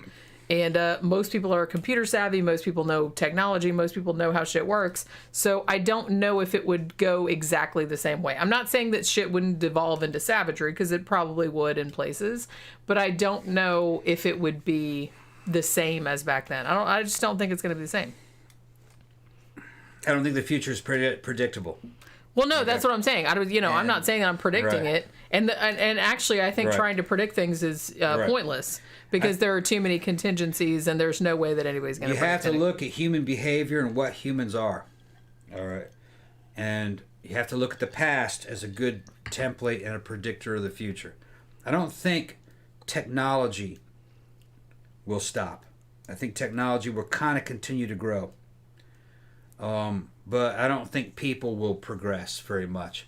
I predict the future will be something kind of like out of Frank Hubert's Dune, most likely. They'll have space travel and technology, but you'll have royal families. You'll have things like slaves. They had them in that story, but they were what they called them? Not golems, golems is what they called them. In order to get around certain laws that they have, they would just take a dead person who was in good condition and revive that person and use a bunch of drugs and a bunch of technology to put a new mind inside of that body. Kind of like like a Frankenstein. But then they'd turn that person into what they called a mentat, which was kind of like a biological version of a fucking laptop computer. And you could buy them. They were like a slave. But they were real intelligent, real expensive, and they were like your right-hand man of fucking kings and emperors and businesses. And the reason why they could do that is because their laws did not protect the undead. See, that's some weird shit when you think about it. They're kind of like in the way in Blade Runner, if you assembled a person out of biological parts, they weren't a real person. And if you limited their lifespan, you could sell them as a replica or a replicant of a real person. So which was like a biological robot, is what they were making. You'll see shit like that eventually probably happen. Or human and animal hybrids, where it's not human, so you can buy it and do this and that because it's, mostly an animal, it just happens to look like a human. They're gonna have some crazy shit. Well, I think in the next few decades, we're gonna have to wade into like some moral quagmires because, like I said, you're gonna get into AI, you're going to get into genetic engineering, you're gonna get into all that stuff. But I do think that people are aware of it. I mean, we've all seen sci-fi movies. It's like people are at least aware of the concepts and are aware. It's not like it's gonna catch people off guard because everybody's already seen movies. They already kind of know that kind of shit is possible. You know what I'm saying? So it's kind of like, we'll have to hash it out when the shit actually happens. Zach, thank you very much, Zach. Zach says, Jenny, which of your own stories do you want to see done as a movie? Do you know, one of my short stories that I wrote, I actually wrote it for a movie, like for a guy that was gonna make a short movie of it, and then like he didn't end up doing it in the end, I don't think. But I wrote a story called, there's a bunch of them I'd like to see as a movie, but I wrote one called William's Pond, which was kind of about sea witches, or these like witches that kind of like lived under the pond, like they ate babies, and I think that would actually make a good movie. I don't know. I'm picturing it. All of my short stories, when I write them, I picture them as movies first. That's how I write them. Yeah. I picture them as a movie, and then I write down what's going on in the movie. Camp Guy brings up Huxley, and Huxley's another good one. And you kind of see tendencies towards what Huxley was talking about in Brave New World already happening. Masses of people that you could just eventually just kind of dope them up to be pliant, and then you kind of get rid of excess population that you don't need. You have various levels of people. You have like people that own everything. They're kind of like the alphas, and then like the betas, beta plus and beta minus people who run the businesses of the alpha people, and then like the C's and the D's. They had all that shit, and then you have like in Huxley and in fucking THX 1138, the shell dwellers, where you just genetically engineer a bunch of people to be small and little and efficient, so you don't have to feed them much, and they're up there fixing the city's superstructure, and they can't even talk, that kind of shit. Jenny's a good person, and Jenny's a good person, so I'm not. So I don't trust motherfuckers with power. I don't trust anyone either. I don't think they like us. I think we're a threat to them. I understand that I'm a good person, but I know that other people are not good. Yeah, they're not good. So I don't get it because, like, right. But I get it. You know what I'm saying? I don't. Right. Because I don't feel like that, but I understand that other people do. Yeah, like, look, I read about serial killers all day long. I know about that shit, okay? What rises to the top in every system is somebody who's kind of psychopathic. That's how they become successful. They do it on the backs of other psychopaths, kind of like what you see in the old Roman system. And who runs the show right now, they see us as garbage. And they see us as a threat and an obstacle to them. They would like to reduce the population and replace us with something that is not a threat to them. Something small and a little herbivore without gender or sex, who doesn't ask for anything, that can go in a little shell or a pod and leave them alone, and then you die off, you know what I mean? To help the environment and carbon and to make carbon neutral shit. You ain't shit. They're trying to get rid of you while they fly around in jets. That's what's happening. And that's like something out of Huxley. They give a fuck about you. They're scared of you. So they're just sitting in here with their political parties and their fucking news agencies and divide and conquer. They're going to get us to kill one another. And then they're going to release deadly fucking viruses. Risky experimental vaccines. I think you need your tinfoil hat. They hate us. Evidence. You need your tinfoil hat. I have that feeling because I'm seeing it. I'm going to get that damn tinfoil hat. Fuck this shit. Where's your tinfoil hat? Fuck this shit. Fuck this shit. Hold on 1 second. Fuck this shit. Yeah, they let Bill Cosby out today. You have to close that back up because we don't get the pretty lighting. I'm going to put my... Okay. Like a founding motherfucking What's up, father. Wolfie? Like a founding motherfucking father. I'm the judge. I'm passing judgment. I think you look like Mozart. I think you look like Mozart. Do the laugh. Do the laugh. No. No? No. Thank you. He's no fun. This is, Sophie sent him this for his birthday. Yeah. And he came in my office with that on yesterday, and I laughed I gotta my get this shit ass fucking off. curling right, man. Oh my god, it needs. I got the clothes to match this too. I will give you $20 if you wear that out to the club with all your like with all my fucking stuff, 1700 stuff. and do the laugh. You have to do the laugh also. No. Why are you no fun? Well, first of all, this is not Mozart's. Mozart didn't have this wig. This is like he had one kind of like. This that, is like though. Jefferson. This is Well, like okay, if Jefferson. you want to be like fucking Thomas Jefferson. Yeah, that's this is like all right, this is Jefferson would have this wig. All right. Mozart was actually kind of a shitbag. You know? Well, no, you know what? Okay. So let me talk. I think we talked about this on one of the Sidetracks before, but I will say I love that movie. Amadeus is one of my favorite movies of all time. Okay. But it's not super historically accurate. Kind of historically accurate. Mozart was kind of like that, but not that much. Also, Salieri was not that much of a dick, and he did not kill Mozart. Yeah. So, you know, that was a play. It was a play. The movie was based on the play. It's an awesome movie. The play was good, but it's not real historically accurate. Tell me to pull it forward. Look, no, actually, it should. You should have plenty of forehead on a wig like this. You're getting 5 head, though. I feel like that's 5 head. You should have plenty of forehead because you need to pull it forward a little bit. There you go. That's better. Because they didn't have hair. Hold on, that's too far. Yeah.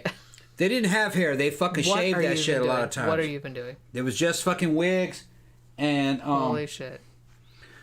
Hold on. See, this is some fucking.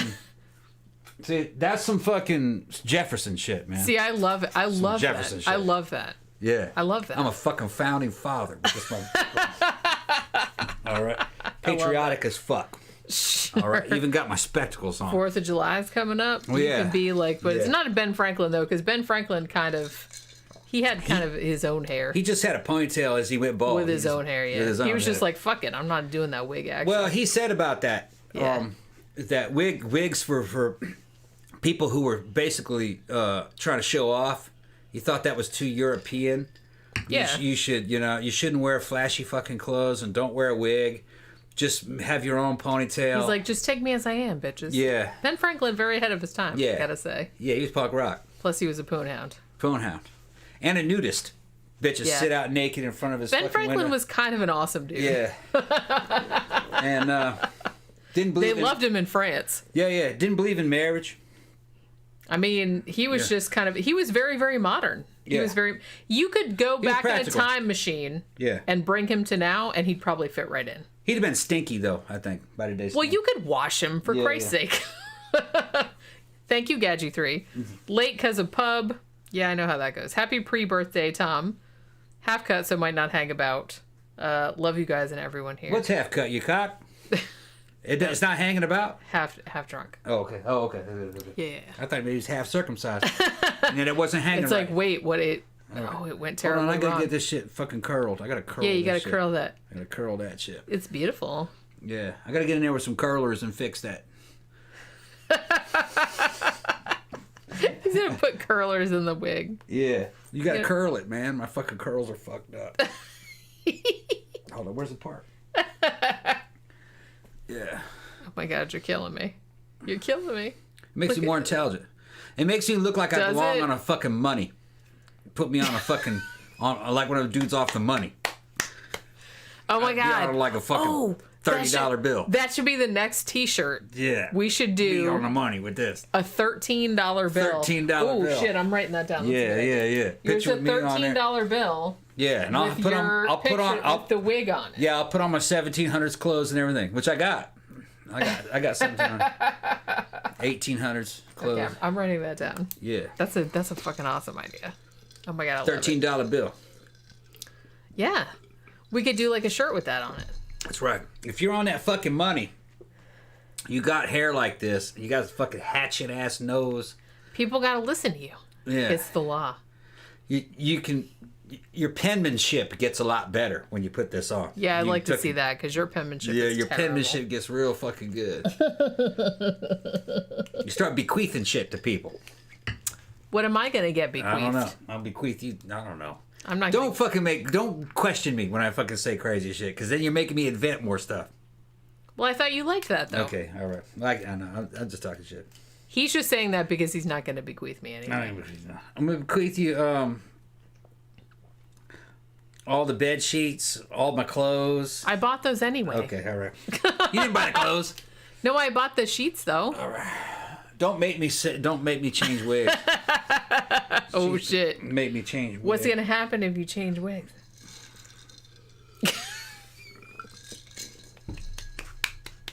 I think this might be my favorite wig of everyone that you put on. That.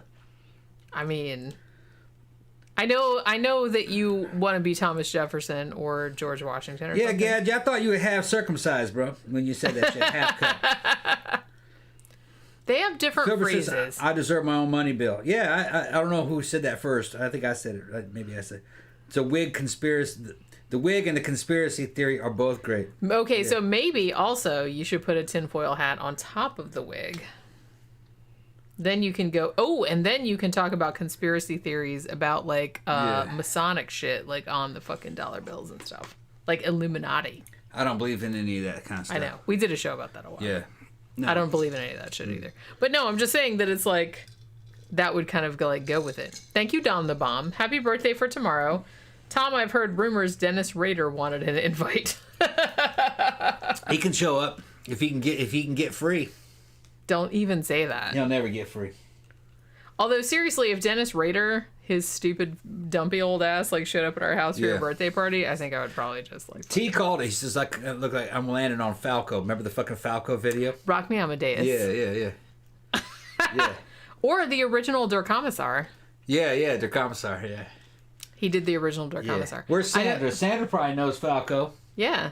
Yeah. Well, like, he died, right? Like in a car accident. I don't know. He did. He did? And I had a couple of his singles. He did Rock Me Amadeus. I think that's the one everybody knows. He did the original of Der Kommissar, which I think in the U.S. they were more familiar with the later version, which came out in 82, which was done by an American or a British band called After the Fire. So they did that, but I like the After the Fire version better, I gotta say. But the Falco one's good too. And he did a song called Genie, which was actually quite good. That was sort of a minor hit over here. I had like the 45 of it. T, am I more Caucasian with this on? Did I get whiter? I mean, I think you did. Yeah, I'm more Caucasian. All right. Trying to figure out how the ears should go. Yeah, man, this is me in my full Caucasian tribal outfit. I feel like that would look so much better with like my jackets. That jacket that you have. Yeah. I mean, I'm seeing a Halloween costume in the future. Yeah. Oh yeah. You need to be Mozart. Can I be Costanza? You've been saying Mozart, but no, it's not Mozart, man. Mozart did not have this wig. But he had one kind of like that. Well, the one Mozart had, at least in the movie, was kind of crazy and it was kind of like spiky and pink. Because he was like a punk Mozart rocker. did not have any curls. This is like Jefferson. But that was like a standard wig for the time. Mm-hmm. That was a standard wig for the time. You look Kentucky Fried White, says Stila. Cool. Cool. That's all he's ever wanted. My melanin count dropping quick. My status level as a white boy is starting to rise. See, it's starting to go up. Because now all the other white boys are getting jealous. See, oh man, look how white that dude is. Oh my god, I need to like step up my whiteness game. Yeah, that's a real honky over there, bro. Honky level. Honky level 11. 11. Yeah. Achieved. Yeah. Sure. Yeah. I really do like that wig though. He came in like wearing that. I'm like, that's fantastic. Nah, I'm gonna I can. So okay, so Sophie said she sent you 3. Okay, I got now 2 of them. Now we've got 2 of them. We haven't got the third one yet. I haven't unleashed the second now one I'm yet. in. Yeah, we haven't. I'm not gonna tell you what it is, but it's like that one's good too. Yeah. This is my favorite one so far because when he came out, it's like I wouldn't have even thought of getting that. You haven't seen the other one with me on it. Well, I haven't seen the other one on. You haven't seen it on, yeah. Yeah, because you just got it. I'll fuck it. It'll be ready when it's ready. I gotta get glasses to go with it though. Wait, do you need glasses? I feel like you might need some other props. All kinds of shit. You don't spoil it. I'm not. I'm not. I'm just saying that I feel like you might need other props. That's all I said. See what everybody's doing. I was gonna say something, but then I decided not to because that would spoil it. Tom is giving White Boy Summer. I'm not sure what White Boy Summer is. Tom, you look... Yeah, Philbert Grimm says, Tom, you look yummy now in all your whiteness. The gays are loving it. Well, you know. Yeah. Seem to be wearing pantaloons and shit. Yeah, you need some pantaloons. You don't have any pantaloons, do you? No, not at all. Hold on. You had some... We could get this shit right, man. You had some pants I almost that were look like short. a damn British judge. Barrister. Yeah. No, that's like a lawyer. That's a lawyer, yeah. They all wear those, though. Yeah. But they're not. They're like gray and they're like curly, but they're like all the way down, kind of. They don't have like the ponytail in the back, but it's similar. Yeah, it's what they call a big wig. Yeah. If you got a big wig, then you're fucking important. Well, yeah, that's where that's where that term came from. Yeah, big wig. Because you have the biggest wig. Yeah. I like that. It suits you. Oh. Okay, I'm trying to. Where is the part middle? You need a bigger nose. Yeah, I need a big old fucking hawk nose. You need a bigger like a nose. hatchet face, like those fuckers had. Yeah, like they all had the some founding hatchet fathers ass had fucking some faces. hatchet faces. Turn them sideways, and you're like, oh man, no, turn back the other way, dude. They had a big old fucking bridge on their nose. Yeah, they did. They all looked like some kind of eagle or a hawk or something. Well, you know, big ass fucking nose. That's what you needed. Camp it guy made said, you higher status. Well, yeah, because everyone's like, man, face. if he's got that fucking face, then he must be able to tell me what to do. Yeah. Because, you know. Yeah. How about a 17th century wooden tooth grill? A tooth drill? Grill. Oh, okay. You know, Washington with the wooden teeth, you know what I mean? Yeah. Oh. I heard that really wasn't true. Well, even if it's not, like so many people believe it that if you dress you should dress up like George Washington for Halloween, and you should put like wooden, like something that looks like wooden teeth. I heard that and you should have an axe and and some cherries also. I heard that the truth behind it was that they had false teeth. They were metal and pewter, and they did have some wood, but the teeth part were like porcelain. dead. Well, I thought they made them out of like dead people teeth. I heard it was porcelain that they dug out of graves, they were just that were just from like skulls that were just laying around. That sounds a little macabre, but I don't think so. I think it was porcelain. Yeah, but we're talking about a long time ago, and they're just like, you know, whatever. These dead skeletons are just laying around, not doing anyone any good. I don't think they put dead people's teeth in their mouths. When they could make porcelain, they could also make things out of ivory. Yeah, and you know. And then they could paint things. I just don't think so. I'd have to look more into it. I don't know. Look, it would not surprise me one bit if they're just like, hey, well, I'm not saying like the best ones, like the rich people. They probably had like porcelain ones. Right. But for like the next tier down, like the cheaper version, they probably just like dug like teeth out of fucking graves and stuff. Because look how cheap that would be free. Because they made a lot of porcelain dishware, and it would have been easy to cut something and polish it. But much easier to pry people like dead people and free, like I said. Just labor time. That's all. Dermot says Tom can take his seat at the UK Supreme Court now. Sure. Yeah. Yeah, I'm ready. He looks like King George. Yeah. King George. I gotta take this off. We don't like King George over here. He's getting too far. He's getting too far. You gonna put the other one on? Yeah, Brian says they use slave teeth. See, that's what I thought. It all sounds apocryphal to me. I don't know. That sounds totally plausible because, like I said, if you had if you had a resource that was free, I'm imagining that you would probably do that. Oh, this is the second wig. Let's see how it looks. Oh, this one's good. This one's good. You guys. I haven't seen this one on yet. I was like to say that I wanted to thank you all for coming to my birthday. Oh my! Are you lonesome tonight? Thank you very much. Thank you. Tila, I want to thank you very much for coming to my birthday, online birthday party, and same thing to you, Gramthars, and everybody else. And no need for me too. I'd like to thank you very much for coming to my birthday party today. I feel just like I'm back in Nashville. Nice. I think you need some like sunglasses. That's what I was saying. These are the only ones that I have though. Like, you look more like kind of like Roy Orbison. Roy Orbison, yeah. With Elvis's hair. Those are my sunglasses, by the way. I'm coming back one day, come what may on Blue Bayou. There you go. There you go. Thank you. Yeah, these are my sunglasses. I don't have any big like yellow ones like Elvis had. Yeah. That's pretty fantastic. I need the Elvis glasses. That's what I mean. You need that to like complete the look. Or Man, comment section is going crazy. You could also be Elvis for Halloween. Yeah. Yeah. Esther says, Elvis. "Oh my." Well, kind I'm of. always Elvis anyway. Esther says, "Oh my God, Tom, Jenny, does that wig turn you on?" Well, not really, but like, you know what I mean. It's kind of like it's entertaining though. I'm entertained. Is it turning her on? Yeah. This is the first time I've seen it. Yeah. I think I like the Mozart one better. I like this one. I'm a weirdo. You know that, right? Dermot says, haha, rockabilly Tom. Mm-hmm. Zach asked me a couple of times, so I guess he really wants to know the answer. What was a case that I wrote about? Elvis has entered the building. Right? Yeah. The stray cats are back. He also said that. Zach asked me what case that I had written about in Faceless Villain that still stuck with me. For whatever reason, a lot of the cases that stuck with me the most are older ones. I guess because I know that they will never be solved, and that bothers me.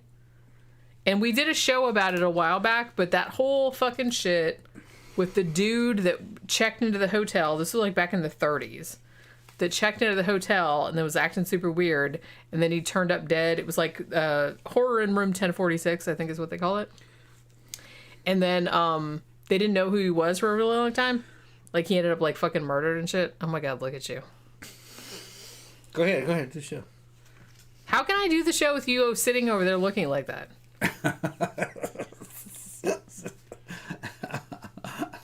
See, this is what I don't know. He's always like, just go ahead and talk while I'm over here in an Elvis wig and goggles.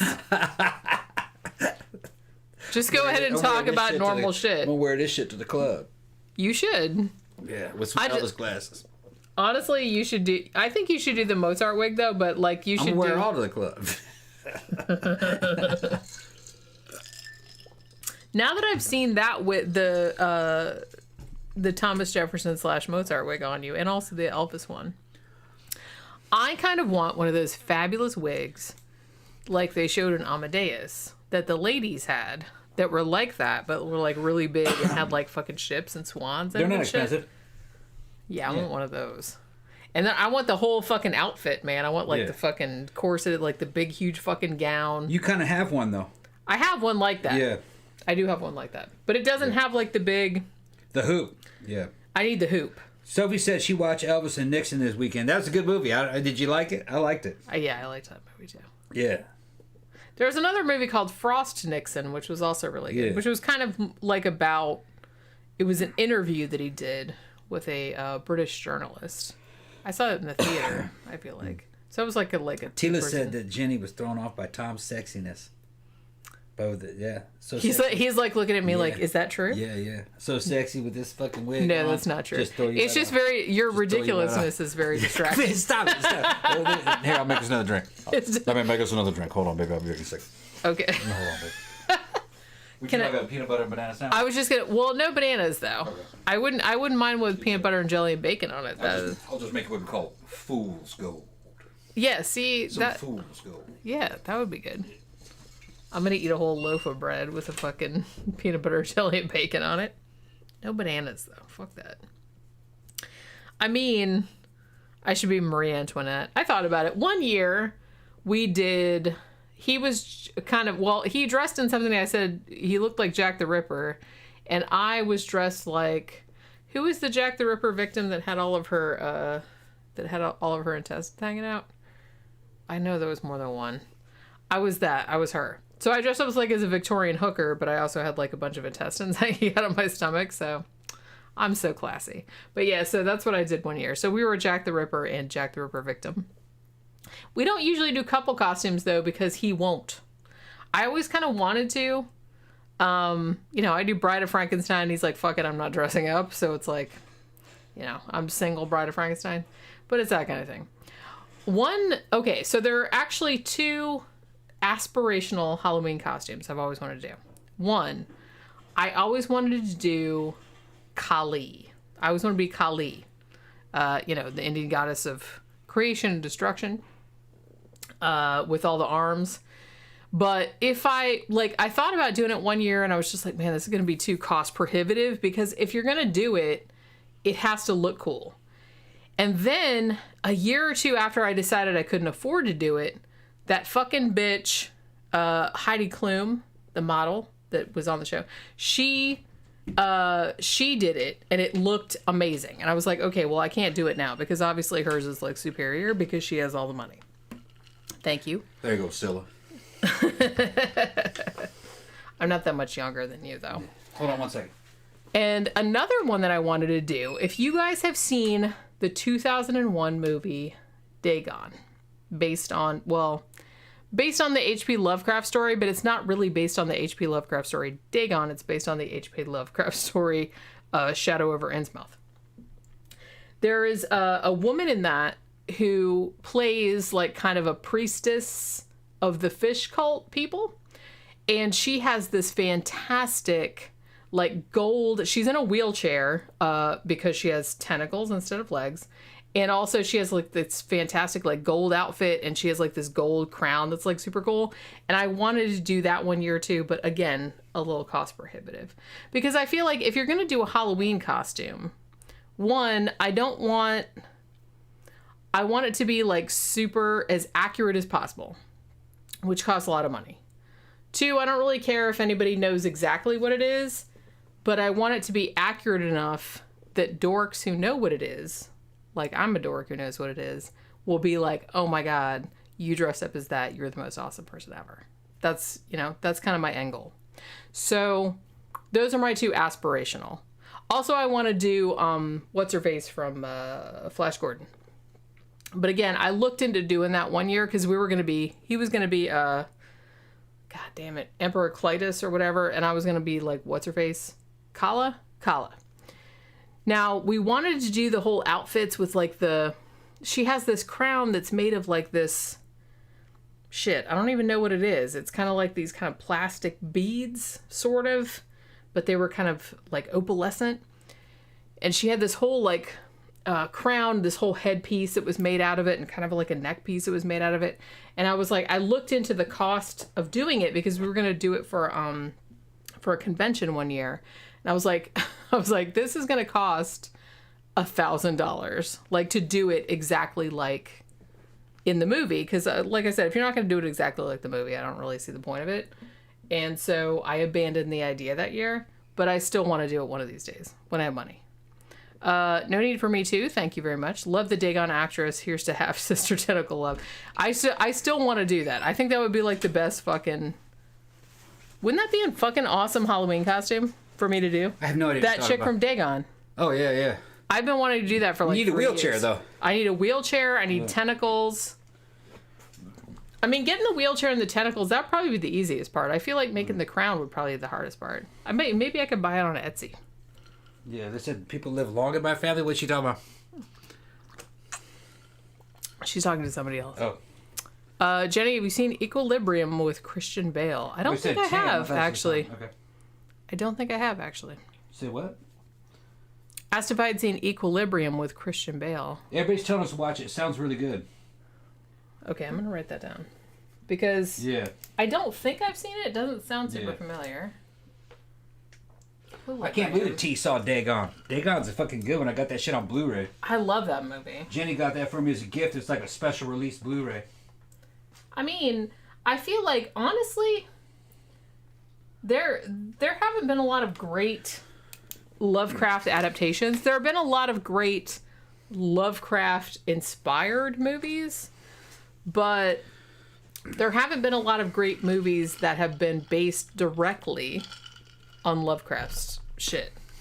Other than the Lovecraft Appreciation Society, they make kind of like short films, And a lot of them are kind of like in black and white, and they're all kind of creepy. They made like Call of Cthulhu, and they made like some other ones, and those are really cool. I think you can watch them on YouTube, I think. On YouTube, or like you can buy them off their website. Those are good.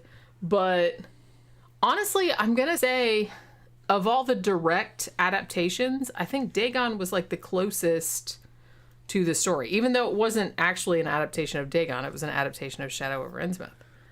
But it was still adapted from a Lovecraft story. And I think it really captured the wet, fishy, just kind of like, I don't know, it just gave me a really Lovecraftian feel to it. And it's pretty close to the story, I think. Yeah, it's funny because a lot of people criticize the hell out of it for not being very good, but I don't know what the fuck they're talking about. I saw somebody else review it, and they said... I loved Dagon. I saw somebody else review it on YouTube recently. They said that the title of the review is The Best Horror Movie You Never Saw. And you're Dagon. like... Yeah. I beg to differ. I have seen it. Yeah, but I think the average... Several times. I think the average people hadn't seen that one. It's a good... It was... Yeah, it came out, 2001, I think? 2001. Yeah, it had a shitty release. It just kind of released like... Well, it was just kind of like a half-assed, like, wet fart of a release. Right, sure. Yeah. That happens sometimes. It had a sometimes. shitty release. And it was because of the company... And it was... Evidently, it got a good release in Spain, where they made it. Well, they made it there. But it didn't get a good release in the United States. It just kind of oozed out into on DVD. Like a tentacle. Just oozed out. Like a retarded ejaculation. And nobody noticed it. Except people who were into like From Beyond and Jeffrey Combs movies, in the Lovecraft type stuff. I think they knew, but nobody else really knew about it. I mean, I don't know. The thing is, it's like, and we're still waiting for Guillermo del Toro to make At the Mountains of Madness. Never make it. I mean, they've been talking about that since 2009. I don't. So make I feel like that's like his passion project. We're still waiting for them to release the new Dune. I don't think they'll ever will release that fucking movie. Dom the Bomb says, not seen Dagon, but heard Stuart Gordon directed it. Yeah, he did. Yeah. It was. I really liked it. You know what I mean? It's. I hesitate to recommend it just because some people are like, oh, it sucked or blah blah blah. But I loved it. I thought it was like fantastic. I thought it was very Lovecraftian. One of the most accurate adaptations of Lovecraft stuff that I've actually ever seen. I could recommend it. If you know anything about Lovecraft. Yeah. If you like Lovecraft, if you liked From Beyond, if you liked Herbert West Reanimator, if you liked what was the one what was that one movie that had Lovecraft in it? Oh, that's right. That also had the Necronomicon. That was good. I even liked that one. We have that one on DVD or Blu-ray too. No, we don't. Don't we? Don't. No, I thought somebody sent us that. I don't think so. I thought we just watched it recently. Like we watched it recently, DVD but it was. I think it's in public domain. I think we saw it on YouTube. How that happens? I think so. I think it's on YouTube. Man, I go back and look at it. I don't think we have it. You know, it's okay. So I don't really know how copyright law works. Maybe if somebody's like a copyright lawyer, they can tell me. One movie that I reviewed, the review is coming out on Saturday or Friday if you're a patron. And it was a movie called Dominic, or Dominic is Dead if you're in the UK. And I remember seeing it on cable when I was a kid and being like, oh, that was super creepy or whatever. It's a very standard, like, kind of ghost story, like, dude is gaslighting his wife and kills her and blah, blah, blah. It's that kind of, or she kills herself. You'll see. And so what ended up happening with that, it was made in 1977 in the UK, I think, even though most of the actors were American. And then it went into public domain somehow. So now any motherfucker that wants to can upload it to YouTube. I watched it on Tubi, but apparently there's not any copyright restriction. I guess it was a similar thing that happened in Night of the Living Dead, because the same thing happened in Night of the Living Dead, which came out in 1968, obviously. And I guess he didn't like really file the paperwork right. And they're like, okay, well, it's public domain now, so you can't like make any money off it. I'm not really entirely sure how that works. I mean, I always thought David Juden can't get the fucking show to load for some reason. Go out and come back in, man. No Need for Me Too says on HBO, Cast a Deadly Spell, another Lovecraft adaptation, Victor. hidden gem. Oh, Thanks, Victor. Thank you, Victor. Thank you very much. Happy birthday, Eve. I'd like to thank you very much for sending me a birthday present. Thank you very much. If you're having problems with the show, go ahead and go out and come back in. Restart your computer.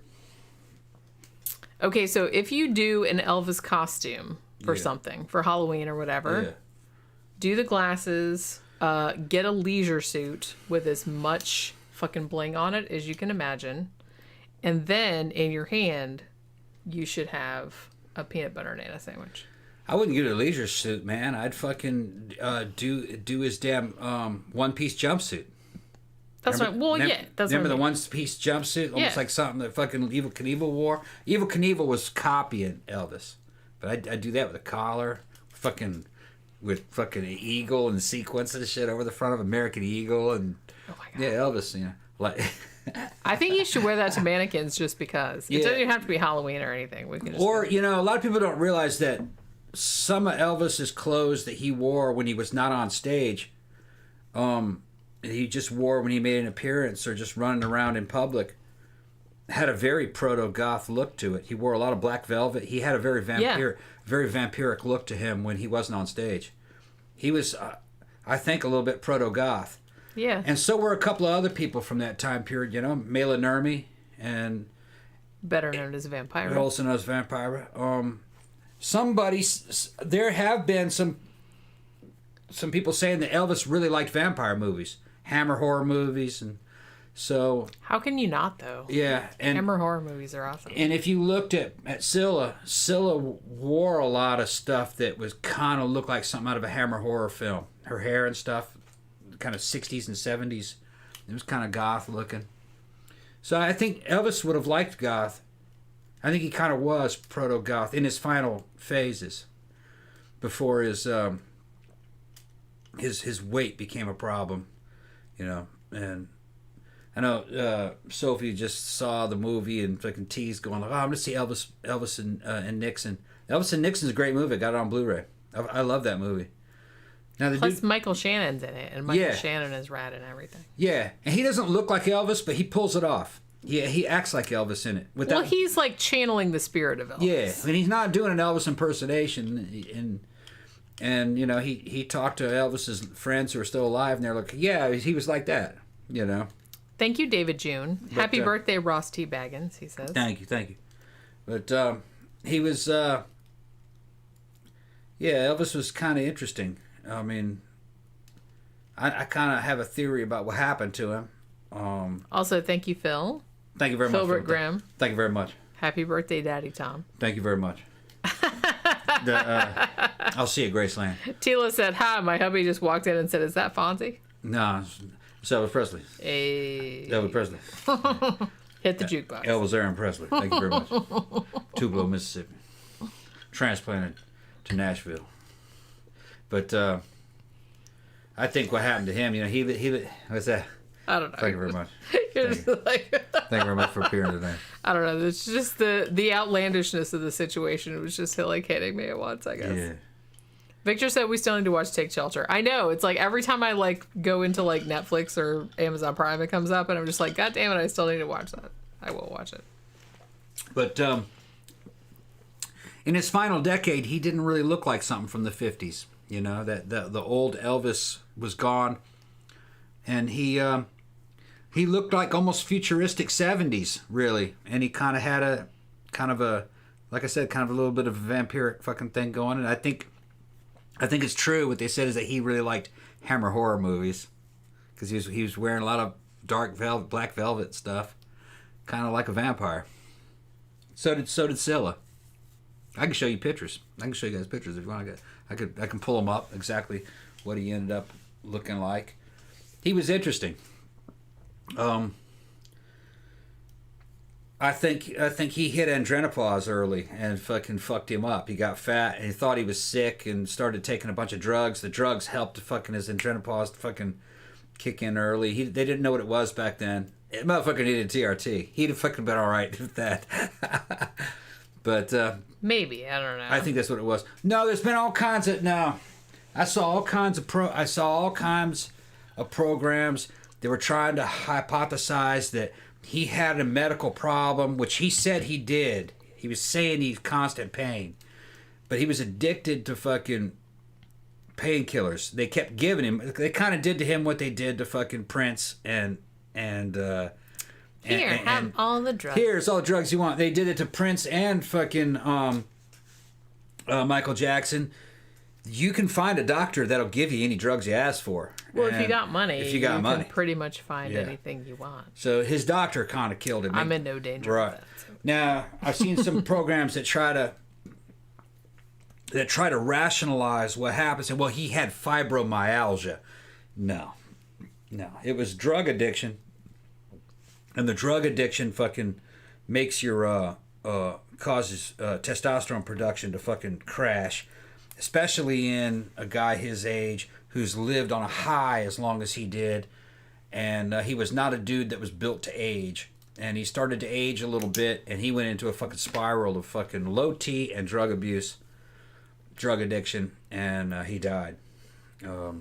Had you got him off them drugs and fucking juiced him up with fucking good fucking test, he would have fucking made a comeback. He was not old. He was 41. No. He was young. I mean, he was fairly young when he died. He was 41, 42. I think the problem, too, and this kind of arises a lot with people that are famous, or they get really famous when they're young, is that everybody knows you at that age. It's like that look and everything like that. And you start getting old like everyone does, and they can't handle it as well as just some normal-ass motherfucker can, because your whole identity was based in you being young. Around you being young and beautiful and being in all this stuff. And then when you don't have that anymore, your identity, you go into this like kind of tailspin. Right.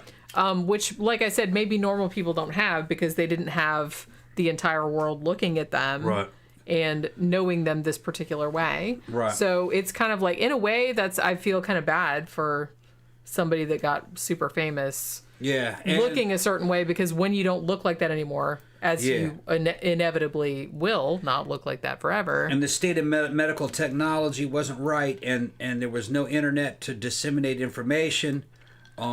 They could not synthesize testosterone. They didn't know much about the male fucking endocrine system. They knew a little bit about menopause. They didn't know anything about male menopause, which was andropause. And drugs and alcohol will kick that in early in a man. Same in a woman, too. Genes have something to do with it also. But he was at the age where andropause hits you. And it really starts at around 35, slowly. You just don't notice it. And had he hooked up with Jack LaLanne could have helped him, because Jack LaLanne was started to take fucking like shit like Deca and Anavar, which would have substituted for TRT, and he would have built right back up, and he would have fucking had a comeback tour, and he'd have felt a lot better. He was specifically, guys like Elvis and certain special operations combat veterans and shit like that are very prone to real bad andropause. Everybody knows this now in the veteran community. And, Elvis was also a veteran. Well, like I said, it's if you did a lot of shit when you were young, like you were known for being young and beautiful, and you were famous, or, like you did a lot of shit when you were young, like you were like fucking, I don't know, like a mountain climber, or you were like in the military or whatever. And it's just kind of like, you kind of like base your whole identity around that. So when you don't have that anymore, it takes a bigger toll on you than it would on somebody that wasn't, because it's just like, it's two extremes. Right. If you're more like along the middle line, it's not going to make as big a impact on you. The mind and the body are linked. Sure. And one affects the other, and then the other one affects so you come off the high, depression kicks in, testosterone production declines, which leads to depression. The depression causes fucking a bigger depression and less testosterone. Then he goes to alcohol and drugs to try to get a high off of that. Yeah. But that is suppressive to the testosterone. The problem gets even worse. You got to stay high to feel kind of normal. And your body's falling apart because you're not getting fucking the androgens you need to keep body composition. Fat starts piling on. You get weaker. You start going impotent. Fucking and then with a dude like Elvis, who virility was his main thing, when that's gone, then, oh, man, his whole identity, he's going into a spiral. Well, that's right. And that killed him. But they just didn't know back then. They didn't have the science. See, this is kind of why I'm glad that I didn't do... Like, I've always been, like, kind of chill and, like, in the middle area. No big emotional highs, no big emotional lows. Just kind of keeping on in the middle. No. So it doesn't seem like a big transition. Yeah, I'm getting old, but it's not like I was like famous for being like young and beautiful or anything like that. And it's just kind of like it's much easier. Yeah. It's a much easier transition. It doesn't really seem like that big of a deal. Yeah. I know I'm old, but I don't really seem like that old of a person because she's aging actually very well. I mean, most women have not aged as well as she has at her age. But we all age. I mean, I don't think of it really. I just think of it like I still feel like, yeah, I'm tired and shit like that, but I don't feel like I'm almost 50 years old. I don't feel like that. Yeah, well, we're doing what we can do. Because my attitudes are not one of an older person. And that's something that I remember thinking about when I was a teenager. Well, another thing is that you have to understand, Jenny, is that you are not in a career low. You're actually in a career high. Your career is still growing. You're in career growth mode. Well, I'm still doing things that I like doing, that I want to do. Most people your age are in career collapsing time. Okay, but you don't have a normal job. Yeah. So, you know what I mean? Most people are retiring. I'm really glad and about that. their better days are behind them. So you're not putting up with the same emotional battles that certain people to be honest, even if I retired, which, let's be honest, I'm never going to be able to do. Nobody retires anymore. Even if I retired, I wouldn't retire like I'm just going to lay around and do nothing. You're going to continue to write. I would retire and it's like, ooh, now I can write that fiction book I always wanted to write that I didn't have time to do, or shit like that. Like, there's a million projects. You'd retire the way Stephen King retired. But for books. Yeah. Well, that's why as soon as Stephen King said, I'm going to retire, I'm not going to write anymore, I'm like, shut up, man. No, you're not. Dude kept fucking coming back. Oh, I got a new book. Yeah. I knew he was going to do that. Well, you don't because I said that's what I would have done. That's what I would have done. Well, your job is not dependent on physicality. So it's all mental. So you're not susceptible to the fucking clock the way, you know what I mean, say somebody who was a physical performer or an entertainer was, like Elvis. Yeah. You know, he thought he was leaving that window. And what was funny is that in the 70s, at 40, you were a has-been. Well, yeah. You were, because they just look at 40, 45-year-old actors, singers back then. You were over the hill. You were over the hill. Because you looked like an old person. Right. And nowadays, because of the knowledge and the technology, you look at a 40-year-old female actress in Hollywood, she's fucking smoking. Yeah. Smoking hot. That was not possible in the 70s. Not for most women. But it was. It's just that they didn't know. Yeah. They didn't know. It's totally different. Yeah, it's totally different. There were some people like Jack LaLanne says, if you take small therapeutic doses of steroids, you'll stay younger for the next 15 years, 20 years. You'll do. But he was an outlier. He was an outlier. He knew. He was just him and a couple other bodybuilders knew that anabolics could keep you young. That's like a mainstream. Now it's mainstream. Idea. Right. Sure. And those dudes that were doing that, like LaLanne, they couldn't believe it was happening. They were doing it just day by day and looking in the mirror and looking at their performance and going, you know, it's been 15 years and I still look pretty good. It's weird. You know what I mean? They didn't know. They weren't sure. They were just doing what they normally did. Yeah. Take steroids. Yeah. And if you take the right amount at the right time and your place with it, you don't overdo it. Anabolic steroids can kind of act like testosterone replacement therapy. It's a similar situation. It's not exact, but close enough that you can fake it. Yeah. You know? I'd rather have test. You know, tested because that's what belongs in there, like putting false teeth in. You know. Thing is weird about test is that's 1-to-1 anabolic. It's a 1-to-1 ratio between anabolic and what do you call it? Androgenic. That's the normal. Some of the stuff like he was taking was like Anavar. It's 1-to-3. So it's 3 times as anabolic, but only the same amount of androgenic. And the androgenic stuff over time can fuck you up, like hair loss and things, you know? And secondary sex characteristics. A little bit. So, in a way, some of those anabolics are actually a little easier on you than test. But test is what's supposed to be in there. So, I think you kind of, it's safer to err on the side of what nature gave you, I think. I have to look more into it. Well, yeah, that's probably a safer bet. Because that's what you're supposed to be in there. Sure.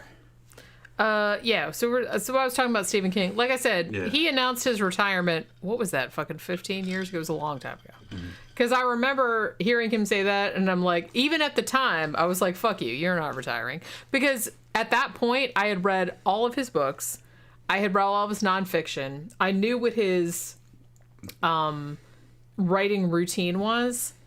That bitch writes, he's like, I write at least 10 pages every single day. Weekends, holidays, everything. I get up, I write 10 pages. I will not leave until I write at least 10 pages. That's why all his books are like fucking doorstops. And I respect that. Because he has a compulsion, just like I have a compulsion. So I get it. So when he said he was going to retire, I immediately knew, no, you are not. And he didn't. Yeah. I was like, you're not going to. You can't. I was like, because I feel like I kind of have the same mindset as that. And it's like, I can never retire. You can never retire. Because because he enjoys it. I mean, it's a compulsion. I don't know if enjoy is the right word. It's a compulsion. You have to. So he's never going to stop. Now, one thing I wanted to say, somebody was asking about Stephen King. So I was in a little secondhand bookstore in St. Augustine. Because when I was there, I was wandering around looking for a restaurant. And I was like, oh my God, look, there's a little secondhand bookstore. I'm going to go in there because, I'm me. So I go in there and I'm like poking around, and like the lady that worked there was like really awesome. And she was, I bought a bunch of books, obviously, because I needed some shit to read for my show. And I was just like, you can never have too many books. This is not even, all the ones in the background, I have a shit ton back there, but there's a bunch up in the attic too. So, and there's a bunch in that closet too. So you guys don't even know. So I bought a bunch of books there, and she was all excited because I bought one by Richard Lehman, and she was like, oh my God, not many people know that. He's like old school horror. And I'm like, yeah, I'm all into that. So we talked about it for a long time. But one of the books that I bought was a hardback by Stephen King, and it was called Revival, and I had never even fucking heard of it. That's how fucking many books this bitch writes. And I am so behind. I had never heard of this book.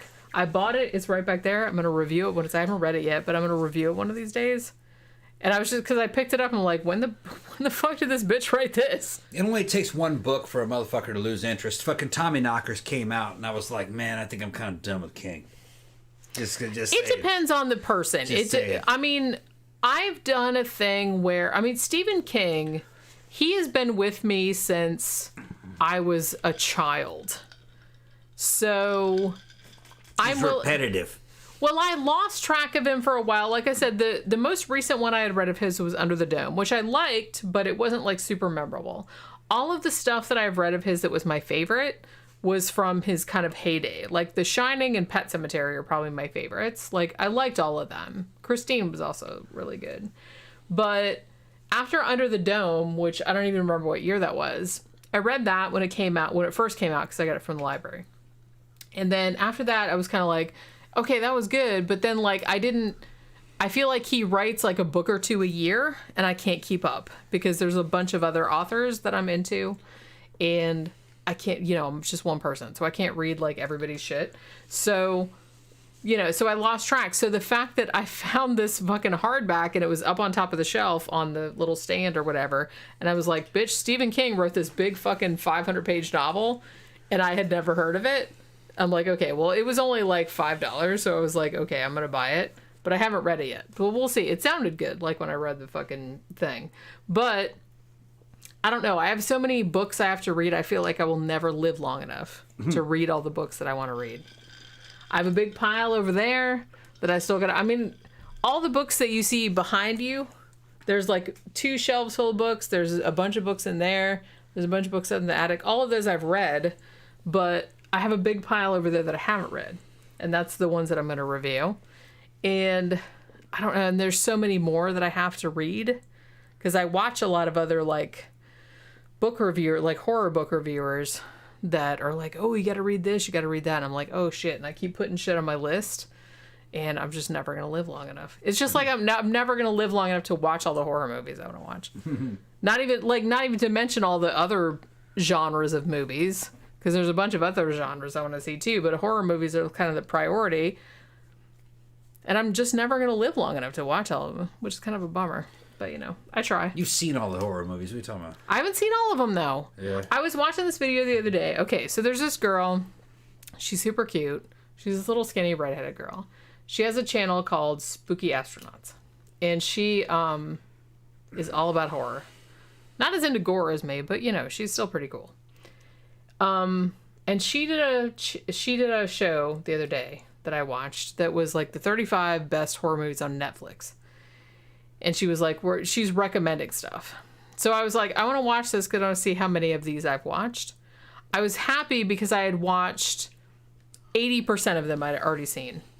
But there were still 20% of them that I hadn't seen. So I had to write all those down. Every single time I watch a video, horror books, horror movies, I'm like, oh shit. And then I write it down on the list. I haven't seen that one. Got to write that down. So this is why I have like a huge list of like books and movies that I still, and this is why it's like kind of depressing because I feel like I'm never going to like get through all the shit. And I'm never going to get all the shit that I want to write as well.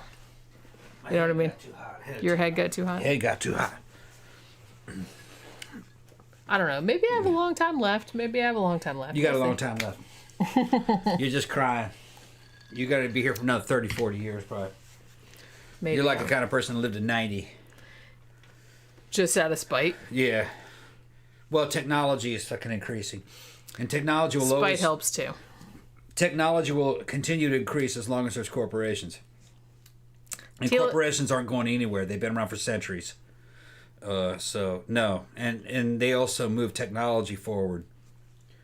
So, no, there's going to be... And no matter what happens to the nation state, corporations and transnational corporations will continue. And that will always keep this shit moving forward, especially technologically. Socially, legally, in terms of the nation state, those corporations don't give a fuck. That's what I was saying. The future will probably be more like something like Dune, but there'll still be technology. Well, yeah. There'll still be technology. Yeah. There is no real example in history of technology ever going backwards. Even the collapse of Rome, did not go backwards. That's why I'm not I'm not like pessimistic about it. Because it's like shit might be bad for a little while, but it's like the technology has gotten to such a point that I don't think we're gonna go backwards. No, it'll never go backwards. No. I mean, like when Rome collapsed, shit like plumbing vanished. But that was just one of the infrastructure parts of Rome. All right, and it wasn't that vital to life. Well, maybe it was to some people because they didn't have fresh water and they did die. But the mass of humanity moved forward. Weapons technology, medical technology continued to kind of move forward. Even through what they called the Dark Ages, there was still a bunch of progress technologically. Maybe not so much in terms of like literature and science literature and fucking... what do you call it? Poetry and shit like that. And philosophy, it kind of went backwards, but it came back. It took centuries. Well, that's what I'm saying. But it'll bounce back. But there wasn't an internet then. So everybody wasn't literate. Like I said, that makes a massive difference. Right. A massive difference. Right. So when literacy is stuck, it ain't going anywhere. When 90% of your world population is illiterate, there's nothing you can do. That's a big difference to nowadays when 95% of the world's population is literate. And that's a new thing, literacy. Even the United States in the 1700s, 1800s, most people were illiterate. That's another thing that a lot of people fucking don't realize. It wasn't until the 1900s. If you can read, you can figure shit out. Right. Because somebody else wrote about that shit. It wasn't until the early 1900s that you had mass literacy. Right. So I think 1800s, those motherfuckers were dumb. Honestly, it seems dumb, but it's like literacy changes the whole game. Right. Like I said, if you can read, you can read someone else's account of how to do shit and figure out how to do shit. Yeah. So. And reading was something only, you know, in the 1800s, that was only real educated people. They wanted to actually kind of keep that a secret. That was like, that was the old way of, say, like, writing code and being able to read computer code. It was equivalent to Nobody like that. knows how like this. They don't know how this book. Only you can read this book. This is for us. That kind of shit. Yeah. And it was the same as like reading and writing music. And we don't really have that anymore. No. Well, and like I said, 90% of people, 95% of the people in the world are illiterate, but also a shit ton of people know how to code. Also. Yeah. Now they do. Now they do. You're right. So I don't really think there's any equivalent, and I don't think you can go back to that time because you're not going to lose all that knowledge. It's in everyone's brains. So. Yeah, and then there's certain things about machines that are fucking kind of evident when you see old mechanical machines. Even if we're in a situation kind of like you see in Mad Max Fury Road, where people are illiterate, they don't really know much about the past. They could see a machine, an engine, a car engine, and figure out how that would work, and that's what would happen. If you were to wipe out mankind, where there are only a few thousand people left, there'd be a bunch of machinery sitting around that they would easily be able to figure out. Yeah. And then they would be able to replicate that later in future generations when there was a big enough population. Yeah, of course. So, and then they can read books. Even if they lost the internet, there's all these books laying around. That's what I mean. It's like, even if I don't know how to like build an engine, if I could find a book about how to build an engine, I will figure out how to build an engine. Or just copying an engine and then understanding how fucking internal combustion worked. They would figure it out. Because there'd be stuff laying around. Because how the hell do you think I learned how to do everything? By reading about it. Yeah. So it's not... what can go backwards is the mentalities. And like ideology can change and go backwards. But everything is in motion. It would come back. Everything is... it's like cyclical. Well, yeah. It's a cycle. That's why I don't worry about it too much. Right. Just Pepper asked me, what's the next thing you want to write about? So... the two projects I have on the horizon, I'm doing a 4th volume of Faceless Villain, which is going to be unsolved murders from 2000 to 2020. Yeah. And also we'll have murders that I wrote about in my old books or that happened in the 20th century that were solved in the 21st century. So that's going to be a big thing. I also thought about doing like a special edition hardback, like of all the Faceless Villains, like 800 pages, like with a timeline and stuff. I don't know. I might get to that someday. And this next Faceless Villain, actually, Sophie did some of the research. She did, actually. I'm still only on like 2 chapters in because I had like a bunch of other shit. I'm going to get back to it in a bit. I have a couple other projects I got to finish, but then I'm going to get back into that. After I do that, I've been throwing around this idea for a long time. I'm really into the idea of multimedia stuff. I'm really into ARG type stuff. I really want to do a novel, but that is like multimedia. That's almost kind of like an alternate reality game. So I'm throwing around some ideas for that. I've got like fucking pages and pages of notes of something that I'm like thinking about doing.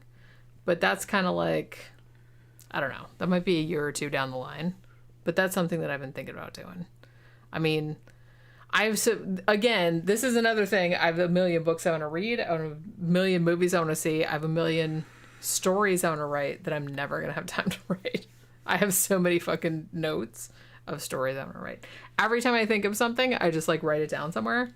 I have like this fucking file on my Mac. And I have all these fucking story ideas. Hey, let's do this, that, and the other thing. You know.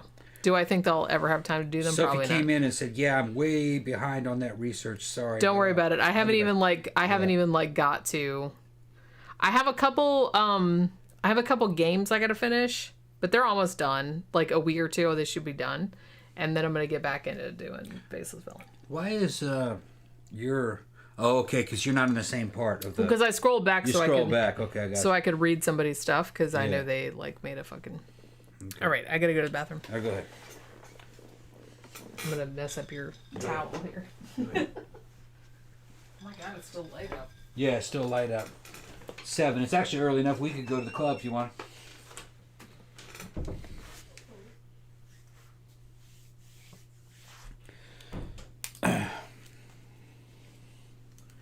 Yeah. It's still fucking light out there right now. It's hard to believe. Seems like we've been doing the show for hours. I don't know how long the show's been going for. It's probably maybe 2 hours, but it's going by. Yeah, T, you're gonna like fucking Elvis and Nixon. All right, and if any of you guys have never seen Elvis and Nixon, go check that shit out. It's on Amazon, Amazon Prime. It wasn't much. I think I only paid $2.99 to see it. It's just a good movie, and it's based upon something that really happened. Crazy ass Elvis trying to fucking meet Nixon so he could become an undercover fucking agent. And it wasn't a joke, I don't think. I think he really did want to become an undercover agent. Now, some people have said, well, did he just want a badge? Because he collected badges. And there's a chance that he just wanted that badge. And that he was bullshitting the president. Because that's the way fucking Elvis was. I mean, a president was just a president. Elvis was a fucking king. He believed himself to be a fucking king. He could do what he wanted. That's fucking awesome, man. It's fucking funny. But, he's like,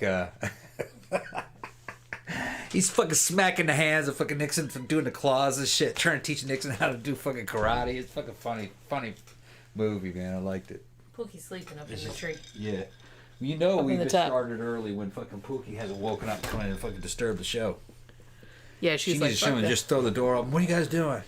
It's still light out. Yeah. I'm very happy that, I mean, I don't like that she got freaked out by the dog that time when I was gone, but since that happened, she really has lost her enthusiasm for going out on the porch. No, T, it's not raining, but plus it's hot out. I guarantee you it's hot out there. Yeah. In Florida, the rain does not cool it off. It makes it worse. It's like throwing water on the stones in the sauna. It's just gonna evaporate off the ground, and it's just gonna be steam. It's hot. Honestly, it's like Dagobah. I go for my hike in the morning, and I try to go early, like 7 a.m. Even then, I come back and I'm like super, super sweaty. Yeah. You know what I mean? It's just really not. It's just like it's not terrible at 7 a.m., but it's not the hottest part of the summer either. It's only the end of June. July and August are the worst. And honestly, like August, September, October, that's when you got to watch for hurricanes because that's when it's like the hottest. I was going to say this morning, it's Wednesday, right? Yeah. Yeah. It's Wednesday. I have not seen Mr. McGuire, otherwise known as Path Kitty, since last Thursday. I kind of worry, but then I was thinking, well, the last time I saw him last Thursday, he seemed in really good shape. He had gained he had gained some weight. Yeah. I couldn't feel his ribs anymore. So somebody's been feeding him. Like I've been feeding him. I know some other people have been feeding him too. Also, his fur seemed like it had been groomed. It seemed, because before when I would pet him, it seemed a little bit oily, like sweaty. Because you know how when Pookie runs around on the porch and she gets kind of like stinky and sweaty? Yeah. He seemed kind of like that. Like his hair seemed kind of like coarse and dirty. When I saw him Thursday, he seemed like really, really soft, really clean. All of the hair that was matted on his sides, that had all been cut off, and it looked like the patches of skin, like it looked like some hair was growing back. So he looked like real good. Yeah. And when I was coming up to the bench, he was like yelling like, "Hey, you, I haven't seen you in a long time." I was like, "Hey, man, what's up?" And so the fact that I haven't seen him in a long time, I hope that the people that live in that house are letting him live inside now. Maybe. And maybe that's why I'm not seeing him outside as much, because I used to see him like every day. Yeah. Maybe they're letting him live in the house now. Maybe. Maybe it's different people. Maybe. Somebody told me. No, he was a barn cat. Well, he was, but somebody told me when I was out there petting the cat, they said, "Oh, we heard those people left and new people came." Maybe they took him. So I don't know if those are different people. Poke throws it up. We were just talking about you, Pookie. Just talking about you, Pook. Yeah, she heard us talking. So I don't know if those are different people, and they just decided, well, we're going to keep him inside, and I hope that's true. Yeah, I'm gonna prove to y'all that Elvis Presley was goth. There's Elvis and Mela Nurmi, also known as Vampira. Okay, I'm gonna show you how his look did evolve. He did know about that shit. Okay, I'm gonna show you. So that was in the 50s. Phil says, "Are you sure he's not a ghost cat?" No, he's not a ghost cat. Other people have seen him too, and I've talked to other people on the path about him. Look at that shit. He's that pimping. Is a god he's fucking style look. His motherfucker. You know what? I have a belt that looks almost exactly like that. Yeah. Okay, I'm gonna fucking find some god shit. The fucking hell was real.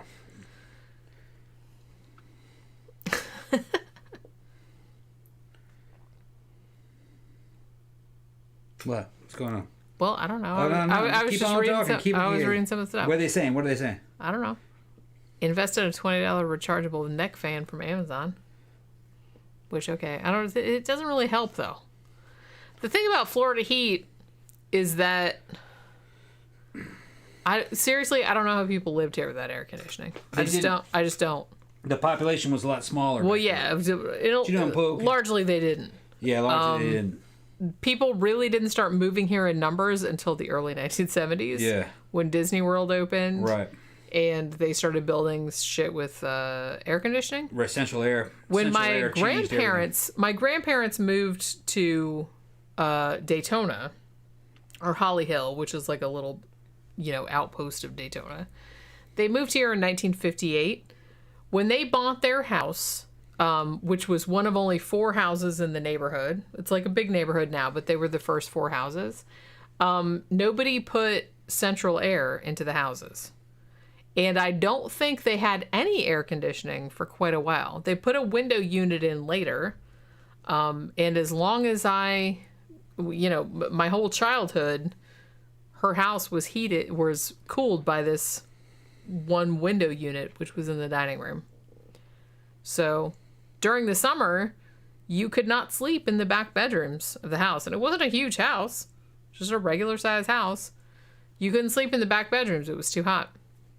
So you had to sleep. Everybody had to sleep like on a big pallet in the, formal living room, which is right across from the little dining room, like the kitchen, because that was where the window unit was. You couldn't sleep in the back. It was too hot. And you couldn't leave the windows open because then you'd be infested with cockroaches. So. Yeah, central heating and central air conditioning changed the face of the South. The population started to grow a lot, just because it was just so much easier to live here, to survive.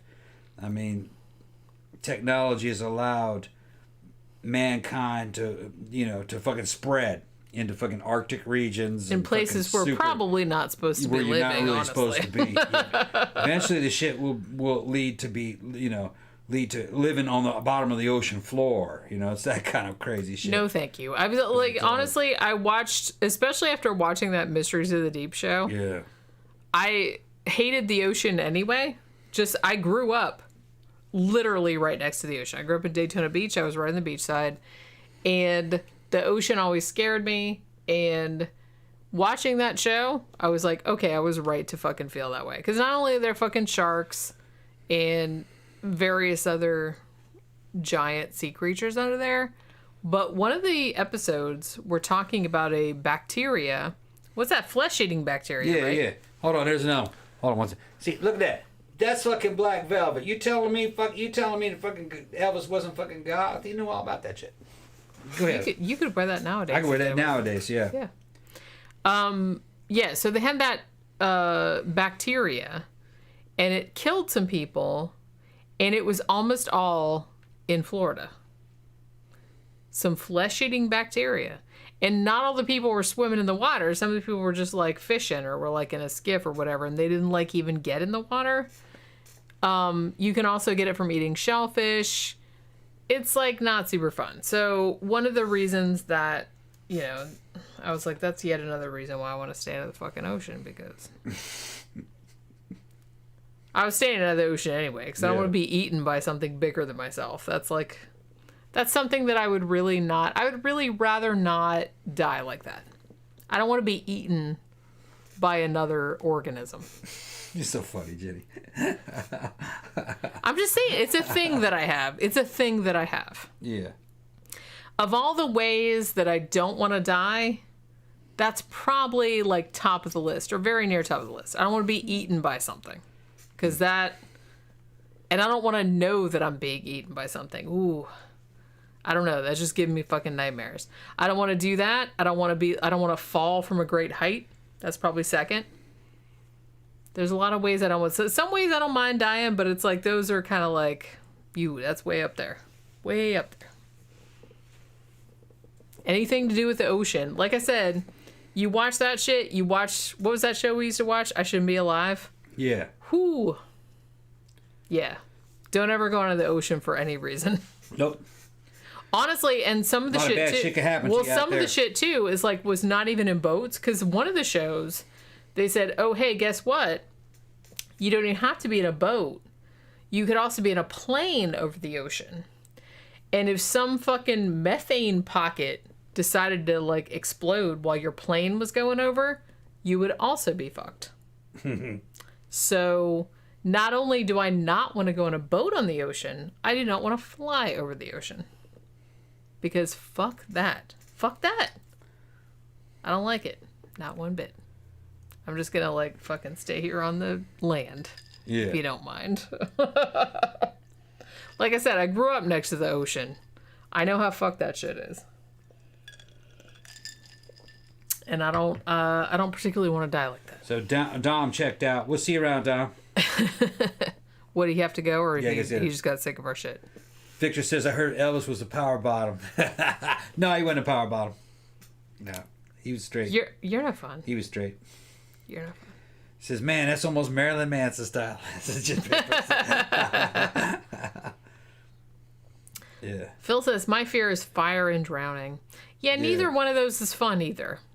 I'm just saying, I don't want to be eaten by a shark or swallowed by a whale or whatever. Nothing like that. I don't want to be eaten by a crocodile or an alligator. No, thank you. I don't want to even be eaten by a land animal. I don't want to be eaten by a bear. Like that dude from Grizzly Man. Yeah, fuck that. I don't want that to happen. So that's probably number one. I don't want to be eaten by anything. Yeah. That's my number one. I don't want to die like that. Second one, I do not want to die by falling from a great height. Either off a building, off a bridge, out of an airplane. Yeah, no thanks. Yeah. I think that's probably one of the main reasons I don't like flying. It's not so much that I don't like flying in an airplane. I don't like the feeling of like if I fell out. You know what I'm saying? I don't like heights. So that's my second ways I don't want to die. Yeah. Yeah, they're in there talking about Elvis. T and Maniac Sophie. All right. You have to understand Southern culture and the music scene at the time. Was Elvis a cultural appropriator? No, not really. He grew up in the South, Mississippi and Tennessee. Rock music was already breaking kind of like the racial barriers of the time. And so was gospel. And he was using both of them. But so were other people. He had a lot of black friends. He was friends with a lot of black artists. And he forced a lot of his venues in the segregated parts of the South. And not all the South was segregated. Depending on the county. There's a lot of details that you had to look into. He forced some of those venues to accept his background singers and other people he wanted to play with into those venues. So he also contributed a lot to black artists becoming well known. Little Richard being one of them. So he had a lot of black friends, especially James Brown. All right. So he wasn't so much appropriation. It's just that he was riding a wave. Rock music was already breaking boundaries before Elvis got involved. Just that it was more underground. He helped make it kind of come into the mainstream. Well, but that was a little more acceptable. Yeah. That was going to happen anyway. That always happens. I mean, that kind of happened with rap, too. It's just the way it is. especially in the United States. Now, Sophie was talking about his drug use. Sophie kind of understands it. He was being prescribed this stuff, so that justified it to him. He saw it as taking medicine. Gave me this. Doctor gave it to us. Right. Sure. He didn't like drug culture in the mainstream, like the Beatles and shit like that. He didn't like them. You have to understand that Elvis was a military guy, and he was a very common type of dude for the South of his time. Very patriotic. Most of his songs were about uniting North and South and black and white. He would do these live things where he would play Battle Hymn of the Republic, which is a Northern song, and then he'd do Dixie, and then he would go into fucking kind of like gospel, and then he would go into rock, and he was trying to be a unifier in a country that he thought it was breaking apart back then, especially during the culture war of the 60s. So he kept saying he was trying to heal the United States and bring all these people together, which I think he kind of helped do to a certain extent. He was a good dude, but you have to understand the framework from which he is working out of. He didn't like the Beatles. He thought that it wasn't a competition of things per se, like DJ saying, like, oh, he's trying to defend his career. Not really. By the time he was doing that, he was already kind of like resting back on his laurels. He was already recognized. It's just that the new British wave was starting to hit America, and Elvis saw it as un-American. He didn't think it was. He didn't think it was traditional. Elvis was traditional, basically. He was, yeah. And he was very much kind of an average Southern guy of his time, if you want to factor in the fact that he was artistic and creative and very popular. Most Southern guys really weren't on their own, but he was. He was very proud of Southern culture and American culture. He was afraid. He did not like communism at all. Elvis did not like communism. He thought Europeans were basically communists, especially the Beatles.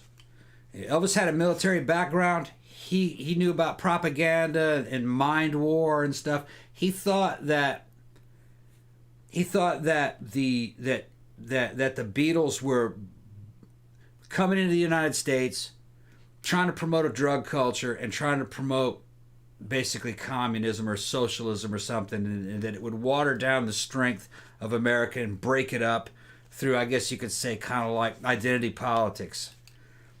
There might have been something to it, but I don't think I don't think so. Well, I think that fear was a real fear in him. But it was a real fear, but I don't think it was based in anything. I don't think it was based in the Beatles.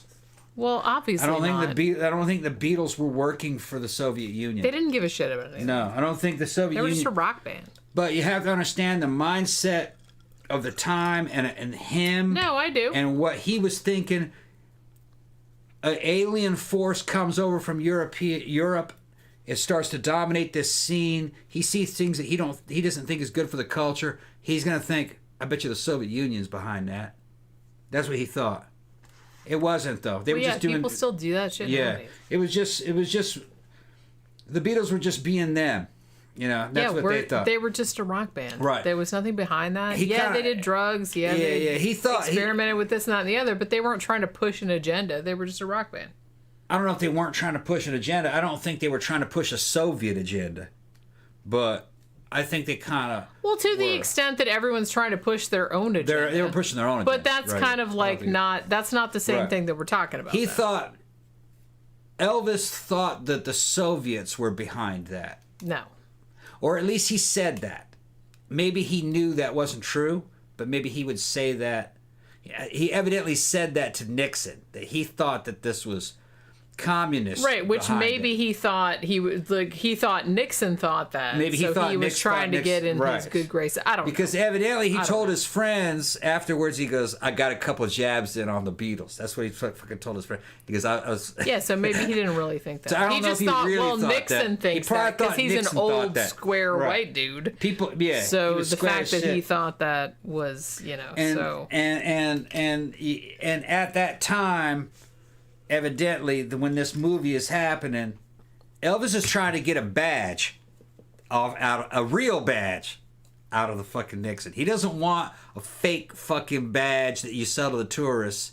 He wants a real special detective fucking FBI badge. That's evidently what Elvis's surviving friends said. He was saying, I'm going to go undercover and I'm going to fucking break up all these drug rings. Elvis was on drugs at the time. I mean, did he really think he could do that? It's hard to say. You got to see the movie. Maybe. I think what it was is under the influence of drugs. It seemed like a good idea. It got away with him. The fucking ploy got away with him. Maybe he started to think. I kind of feel like I probably could do it. It seemed like a good idea at the time. I kind of feel like that's what. Now I hate to break this news to people, but Elvis had a huge ego. Well, most Elvis people had a that fucking famous huge. do. How can they not? Elvis would believe that he could do anything. Okay. Yeah. Well, because to an extent, he could because he was really, really famous and he was really rich. From his point of view, he had a fantastic track record of getting whatever he wanted. So it always worked before. So when you're talking about why Elvis, not now? This is something that I'll go in there and I'll infiltrate a group of hippies and I'll find the whole drug ring. I'll bust them all. Well, see, that's why we talked about this before. That's why I think that he probably really did think that he could do that. He said he was a master of disguise and he could go undercover and they wouldn't recognize him. Well, because like I said, up until this point, you have to imagine it had been decades and decades. He's one of the most famous people on Earth. He's one of the richest people on Earth. Yeah. And to a large extent, he's been allowed to do pretty much whatever he wanted. Yeah, he literally is a king. So I kind of feel like he got to a point where, it's like whatever thought came into his head, I could do this thing. He probably believed it. He probably believed that he could do that too. Yeah. Because up until that point, he hadn't been proven wrong. A good modern analogy would be Kanye West. Kanye West thinks that kind of shit too. Kanye West thinks he can do just about anything. Now, can Kanye West do anything? No. Well, no one can do anything. Yeah. But you could probably, if you caught Kanye on the right day, he could probably tell you that, no, I could fly by flapping my hands. I mean, if you have a lot of money and are famous, you can get away with a lot more than some dumb motherfucker like me could get away with. Yeah. That's for sure. Go to the restroom. But, so that's why I'm saying, and we kind of talked about this when we talked about, Elvis and Nixon. I do think that Elvis legitimately thought that he could have like an undercover badge and he could go undercover and do like whatever he wanted to do, because up to that point, he pretty much had been able to do whatever he wanted to do. So I kind of feel like he did have a framework, and I can't imagine what that's like. But I can see how that would happen, because if you're used to most of your life just having money and power and fame, and you can just like do whatever you like, people just kowtow to you and you can just kind of do whatever you want. I can see how you would get like delusions of grandeur and you'd be like, oh, I can do this, that, and the other thing, because you've gotten away with so much in the past. So I do kind of feel like he legitimately did think that he could like infiltrate fucking hippies and drug rings, like that people wouldn't recognize him and shit like that. I don't know if he like thought about it to that extent, but I don't know. I do feel like he believed that he could really do that. Now, did he really believe like the Beatles were communist infiltrators? I don't know if he believed that, but I think that he believed that Nixon believed it, and I think that might be why he said it. But I don't know. Maybe he didn't really think that. There was a lot of that mindset going on at the time. Because like I said, I kind of feel like, and this is something that I struggle with all the time, because I kind of feel like humans have a thing where we kind of evolved to find patterns in things. So anytime something happens that seems a little weird or anomalous or whatever, we're always kind of like looking for the reason behind it. There had to be a bigger reason behind this. But most of the time, there just isn't. There isn't. So the fact that the Beatles come along, they're like fucking massively popular. They're not American, they're British, whatever. Yeah. It's like all these kids are into it, and it's like then they're into drugs and all this other kind of stuff. So I can see, I don't find it crazy that Elvis might have actually believed that they were communist infiltrators. I don't know. He might have believed it, because I feel like that wasn't it was a crazy belief at the time, but it wasn't that fringe. You know what I'm saying? Yeah. It wasn't that fringe a belief. But as I said, it's just like any other time. It's just kind of like that thing where people can't just let things be, oh, something's weird or something's anomalous or something. Oh, these people got famous. There's too famous, so there must be something behind it. Most of the time, there's nothing behind it. It's just kind of like, shit just happens. Shit just happens, and I think people have a hard time dealing with that, so they always kind of like have to have some kind of intention behind it, and most of the time there is not intention. Now maniacs calling fucking Elvis a hypocrite. I think they're over the drug things where he's trying to bust people with drugs. Well, see, that's what I said too. But the thing is, you're reading too much. You're reading too much into Elvis. Okay. Elvis was going. He went to go see Nixon. He was tripping balls. On drugs. Okay. Yeah. Well, see, it's not drugs if a doctor says it's okay. Well, I think there's more to it than that too. Okay. He's tripping drugs. He's tripping balls on prescription drugs, and he thinks drugs are a huge threat to America, and he wants to be a DEA agent and go out and basically stop drugs from being sold to the American population. He also wants that damn badge. At least that's what he told his brother, his buddies. There's a bunch of fucking different lines of bullshit that he's telling different people. Okay. I think part of it is that Elvis knew that he was addicted to drugs. Yeah. And he saw drugs as a threat. Not only to other people, but to him. To himself. So he was trying to fucking stop drugs from getting to him. To him was part of it. And maybe he wasn't self-aware enough to realize that. It's not hypocrisy. It's the human mind works in very strange ways. It does. Sure. I think at a subliminal level, he's trying to kick his drug habit. If he has a DEA badge, that might help him fight off the drugs that are within him. That sounds kind of like plausible. It's actually almost kind of like magical. Because that's kind of like the way, magical thinking. And that's kind of like, So DJ's doing kind of what I guess, somebody might do is, well, he's being a hypocrite. You're reading too much morality into it. This is totemism. It's almost like religion. If I can get a DEA agent's badge, I can get off these drugs. All right. I got to tell my friends that I want it from a badge collection. I got to tell the president I'm going to try to save America from drugs. He gave everybody, and then the movie shows it. He gives everybody a different reason why he's doing this. Sure. Okay. The real reason was subconsciously he knew that he was, not even subconsciously, he knew he was addicted to drugs. He couldn't admit that. That would be admitting weakness. Okay. There's magical thinking involved. If he can become an anti-drug agent, he will kick his drug habit. That's what I think it was. Well, as a Southern man, victim of magical thinking myself on occasions, that's what I think fucking he's going through. Well, people have, if you don't have a lot of experience or background in critical thinking, right, human brains are not built to be logical. Mm-hmm. They're logical in some forms, but I feel like they're not really, I've experienced this myself, but they're not really meant to be like all that self-reflective. No. I've felt that like a lot of people are not that self-reflective because I've met some people that criticize other people's behavior for doing the same shit that they're doing. Yeah, they know they are at a certain level doing that. And I feel like deep down, maybe not like up front, but deep down they know that they're doing that. And some part of their brain is saying, we need to like compensate for this somehow. Yeah. So I kind of feel like that's because you see this a lot in people that you know, they're always talking about the drug culture and like, oh, these crackheads and this, that, and the other. And then you find out that they're addicted to like Oxy or some like fucking, you know, something that's been prescribed to them, because prescription drugs are apparently not the same as street drugs, even though it's all along a spectrum and they're kind of the same.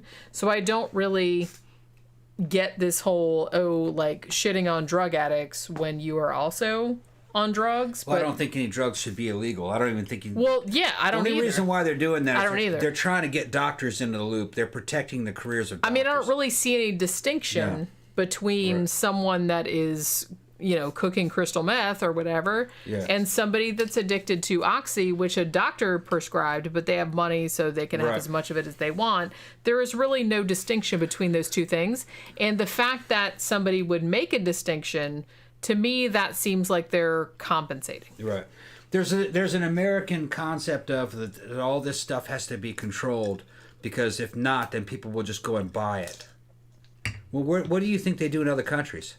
They just go and buy it. I don't really see a problem with it. There's no problem. You know, Thailand, you can basically buy anything. I don't really see a problem with that. And they don't want that because the profit goes away. You can buy all these weird-ass fucking drugs, including all these hormones, for very cheap, because there's not a lot of profit in it for them. There's very little markup. And there aren't any doctors in the loop. So you don't need a doctor to fucking write you a prescription. The American Medical Association would shit a fucking brick if you could just go into a pharmacy and buy any drug. Like, to some They're extent, like, well, where's like, our look, cut? And as long as the person's age, as long as they're 18 plus, whatever. And as long as all this, like, look, this is all the side effects, this is what the drug is going to do, as long as it's all there, you can read, right? You can read all of this. Okay, then we will sell it to you. They don't want, if you're an adult and you can read, then you should be able to. They don't want people self-medicating, because that will cut the doctor out of the profit loop, which is exactly what happens in most other countries. They go, I'm having a heart palpitation or this and that. I think I'm having a heart attack. Yeah, there's something wrong with my heart. You know what I mean? And you could probably diagnose yourself as well as a doctor and go, I'm going to try that drug and see if it gets better. And you just go in there and buy it. He goes, yeah, it got better. It must have been right. There's a lot of shit that on the symptoms you can end up diagnosing yourself. I mean, to a certain extent. Pretty much every time I've gone to the doctor to get a damn prescription for something, I already knew what I had. I knew what I needed, and that's what they prescribed me. Yeah. And they don't want that, because they spent all this money on these educations. They want their money back, you know. So, but not most doctors, most of them, not all of them, surgeons and shit, but, you know, most of them are basically glorified drug dealers. You got to go through him in order to get the drugs. Sophie says, I'm insanely self-reflective to a detrimental point. Probably, I am too, probably. Yeah. But Elvis wasn't... Elvis, I don't see, he wasn't a hypocrite. He wasn't even a bad man. Everybody who knew him said he was I don't think he thought about it that way. You're reading too much into him. I don't think he thought about it that way. He wasn't aware of the hypocrisy. It is hypocrisy from our point of view, but he wasn't aware of that. I don't think he was. He was actually supposedly a pretty simple guy, and amiable, real funny. You know, he was a funny guy. Honestly, you don't realize him. You see that dude, and you don't realize that they say he was hilarious. I get that. I can see that. Yeah. So. But honestly, to be honest, like as someone that, like as Sophie said, is very self-reflective to the point where it's kind of like probably crippling. Right. I get why. I can see hypocrisy in myself and in others, but I get why other people don't. So I feel like a lot of people, their intentions aren't bad, because I don't think a lot of people are aware that they're being hypocritical. Yeah. I don't think they mean it. Some people do. I'm not giving them a pass or anything, but I think like the large majority of people, I don't think they realize it. At least from my perspective. It's interesting because we were watching, man, I'm like out of drink already. Let's have another one. Yeah. We were watching Hoarders again last night. Yeah. I'm watching the new season of Hoarders on Netflix because that's what I watch when I can't think of anything else to watch, even though it makes me mad. And we watched a couple episodes last night. The first one was a dude, and he was like an old guy. And the old guy, he had this massive house and it was just chock full of shit, and his yard was full of shit too. I couldn't believe, and it reminded me of my grandfather so much, because my grandfather was also a hoarder, and he had a whole house full of shit, and he had a whole backyard that was full of like old cars and boats and shit like that. This guy had that too. I don't even know. It wasn't a massive property, but he just had all this stuff. He had like fucking lumber and thank you, and cement blocks, and he's just like, he had it all organized, to be fair, because he thought he was gonna like do something with it someday, because that's what they all think. And the thing about this dude, his wife, who he'd been married to for like 50 years, right? It was 50 years.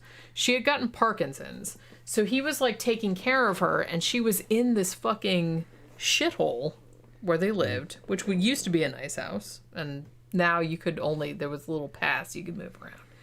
So he had to like kind of maneuver his poor Parkinson's ridden wife through this fucking horde, like to the one couch that you could sit on. It was just like, it was fucking horrifying. The thing about this dude was that he had every intention. He realized what his problem was. They talked to him before the crews got there. And he was like, dude, I know. It's like, my wife has Parkinson's. This is not cool for her. We're like sleeping in this place with fucking rats. It's like this big fucking deal. She can't move around. We need to get this cleaned up. And he's like, I'm ready. We're going to do it. And what did I say? Like, as soon as he said that, I said, as soon as they start taking shit out of his house, he's going to flip out. Yeah. What happened? He flipped the fuck out. Yeah. Worse than a lot of people that I've seen on that show. Yeah. Because honestly, some of the people on there, everybody on there, I want to smack. But him, you have to watch, because the people that are the most receptive to that shit at the beginning are the ones that are going to give you the worst problems when you actually start carting all their shit out of their house. Yeah. Okay, hold on. Let me answer some questions here. All right. T was asking, well, weren't American people doing drugs before the Beatles? Mm-hmm. Yeah, but you have to understand the mentality of the time and the history of drugs and or drug control in the United States. The United States, I guess you could say, historically, was a country that did cocaine and morphine. Well, it was legal for a long time. It was legal. All right. Especially in the Old West. And they did weed too. Coke was legal until what, the 30s? 20s, 30s? Right, yeah. So I know I've seen some silent movies where they said, hey, cocaine, and it was legal. Elvis's concept of drugs is not your concept of drugs. Okay? That you cannot judge these people by modern terms with these words. If you go into the Old West, here's an example. Fucking Doc Holliday, who was a dentist, would sit around with other guys like Wild Bill, and they'd fucking play cards and go shoot people, and they'd have a big old thing of fucking cocaine sitting on the damn card table, and they didn't snort it, they just put it in wine and drank it. Fastest gun in the West. Yeah, they were fucking loaded, okay? Most of your cowboys that worked on ranches got injuries a lot. And they used painkillers like morphine. A lot of them were morphine addicts. Being addicted to morphine was fucking real common. A lot of housewives in the 1800s, and I understood it was like almost half of them were addicted to morphine.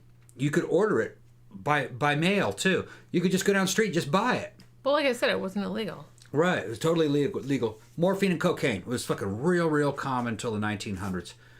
It got to a point where it started to become a problem in society. People were fucking high all the time. Everybody's running around rampaging. Yeah, so they said you can have these things, but they got to be by prescription. Over time, cocaine got replaced by a new version called Novocaine, the new cane, because you couldn't get addicted to it as easily.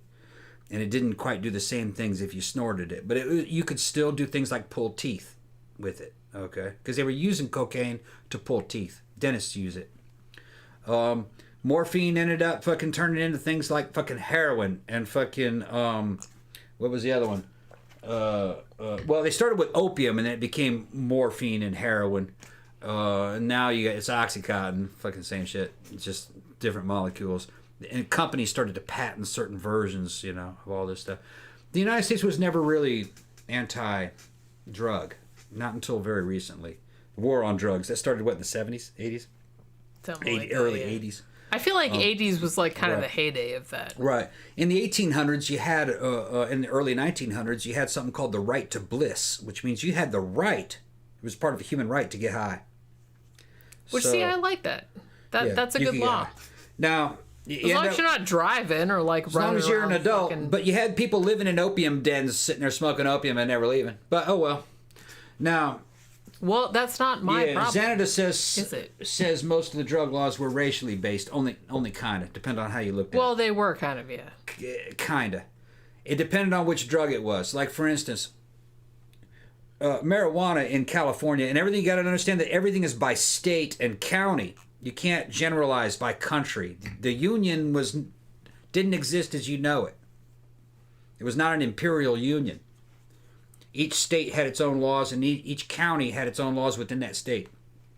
Well, still, it's like still like that. All right, it's just that that's not the picture they want to paint to you on the news. Fucking America is still extremely diverse in what it believes and what it will do and what it will not do. It depends on where you are. California was the first state to kind of go against marijuana, but it didn't have anything to do with race per se. It's just that it was coming from Mexico, and they were losing out.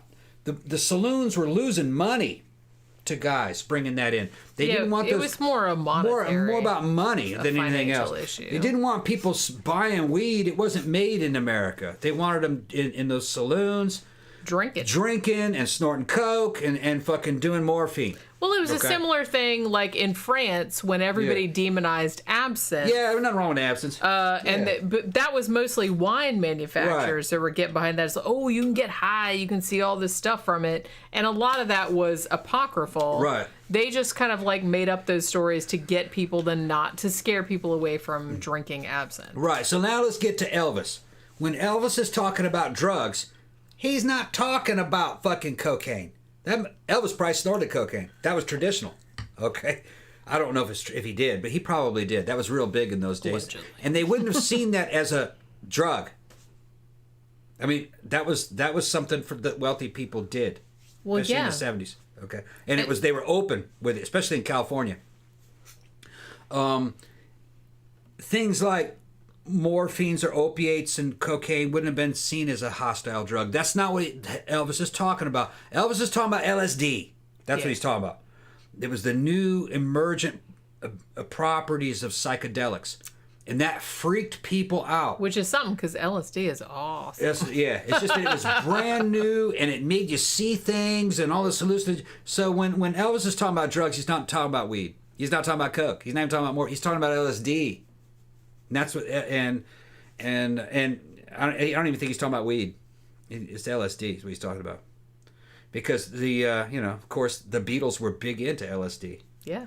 You can make some badass music on LSD. That's why their fucking songs were so good. Just ask The Cure. That's some fucking LSD inspired shit right there. Okay. Like I said, don't hate on LSD. Right. LSD is awesome. So that's what they're talking about. It's that was a new technology, and a lot of people. It seemed to be. It was happening in a culture war, and people thought that the drugs were causing the culture war. Not so much that the culture war allowed for you to take this. I think it was that second. It was the other way around. People were sick of bullshit, and a new emergent fucking technology came out, and they were using it. Yeah. It wasn't. That's all it was. It wasn't a thing that was like the drug that was making everybody making it happen. Do that. Right. So you can't look at this from the modern perspective. And oh man, that old dude that fucking killed all them people. What was his name? The one down there at the ranch. Fucking Manson. Charles Manson. LSD made him do it.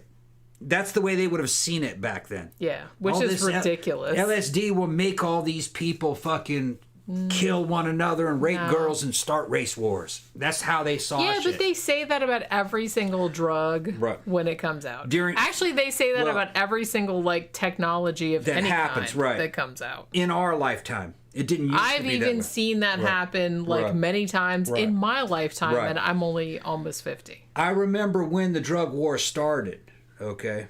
And fucking a lot of people were like, what the fuck is this all about? Why are they worried about this shit? Even the DEA, Drug Enforcement Agency, was looking at cocaine and crack, and they're like, what are you guys worried about? We'll just give them drug treatment. This isn't a big threat. They made it a threat. And it had a lot to do with making money in law enforcement. Well, I mean, the thing, you have to think that in Europe, I mean, as far as I understand, in Europe, a lot of people were on like heroin and coke and stuff like that. But because they didn't criminalize it, and they went more for like a treatment management area, they're like, we'll put them on methadone. They have to come into the clinic. Away. Yeah. It's like it's not as big a problem. No. It's not as big a problem. It's like anything else. If you look at something long enough, you'll make it more important than it really is. And you focus on something. Reality is what you focus on. If they focused on drugs being a war the problem thing, with that's what it became. A lot of the drug war is that you have the same kind of mindset that was going into like the satanic panic. Exactly. You have old people that whatever new thing comes along, they're very susceptible. They're threatened by that. They're very susceptible. And it's like, this is a new thing and I don't like it. It must be something wrong. They don't understand it, so it must be something bad. Right. So it's And the news media had a lot to do with this. It wasn't just something they pulled out of their asses. And like I said, the media, ruling class wanted to do this. There was a lot of money to be made in it. Yeah. I mean, and I don't think the media is trying to push any agenda other than what will make us the most money. Like what will click on, what will people click on, what will people read. People like salacious shit. That's true. So yes, that's true.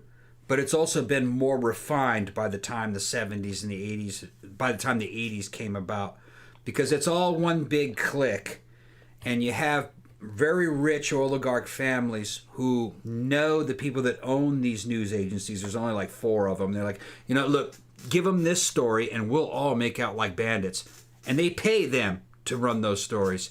You can pay a news agency to run a story about you. They had damn Saudi Arabian oil tycoons buying good press. You can do it. They're PR outlets. And the very rich decided that if you made these things illegal, they would become more valuable and they could invest in the trade of them and make money in law enforcement to fight it. So they could play both sides of that. And then the intelligence agencies got involved. You could now have black funding. This is not a conspiracy theory, okay? This is the Iran-Contra scandal is what I'm talking about. And they still do it now with the poppy fields in Afghanistan. You can make money with that and then disappear that money into CIA and intelligence black budgets to buy weaponry to fuel things like, to buy things like Stinger missiles and give it to the damn, what do you call them? The Afghani fighters to fight the Soviet Union. That was shit. It's all fucking there, and they're still doing that kind of shit. So it's a great source of money. Zach says, the psychology behind the satanic panic is one of the most fascinating things to me, especially how gullible people can be. Yeah. This is something that fascinates me too, because I've always been fascinated by the cult mindset. I guess because, I don't know, I'm like this really cranky, contrary motherfucker, and I don't like to join anything. So it's really hard for me to understand why anybody would be sucked into a cult. I understand that it's very common, and I'm not like shitting on people's intelligence or anything like that for doing that. We've shit on Scientology a lot of times and cults and stuff. I would never say those people are dumb per se, but they don't have the same mindset as me, I guess. I don't know. I'm not a joiner, so I think that kind of like helps. Because I think most people are joiners. They want to like belong to something. I don't. I want to get as far away from other people as possible. So I don't think I'm in danger of joining a cult, but I don't know. We'll see. Danny Rolling Ghostface says that we should do a paranormal show on the infamous Huska Castle someday. Do you know that one? Mm-mm. I don't think so. Yeah. But yeah, it's just, I don't know. Scientology especially fascinates me because I knew a lot of them. Yeah. Because I worked for them for a long time. And it was an interesting psychological experiment for me, because I lived there in Clearwater for 9 months, something like that. And I worked for a company that was owned by them. It wasn't a Scientology org or anything, but it was just like a regular publishing company. It was owned by them. And being around them all the time was very instructive. Yeah. Did I ever want to join them at any point? No, absolutely not. Honestly, it made me hate them even more. Being around them every single day, they just annoyed me more and more and more every single day.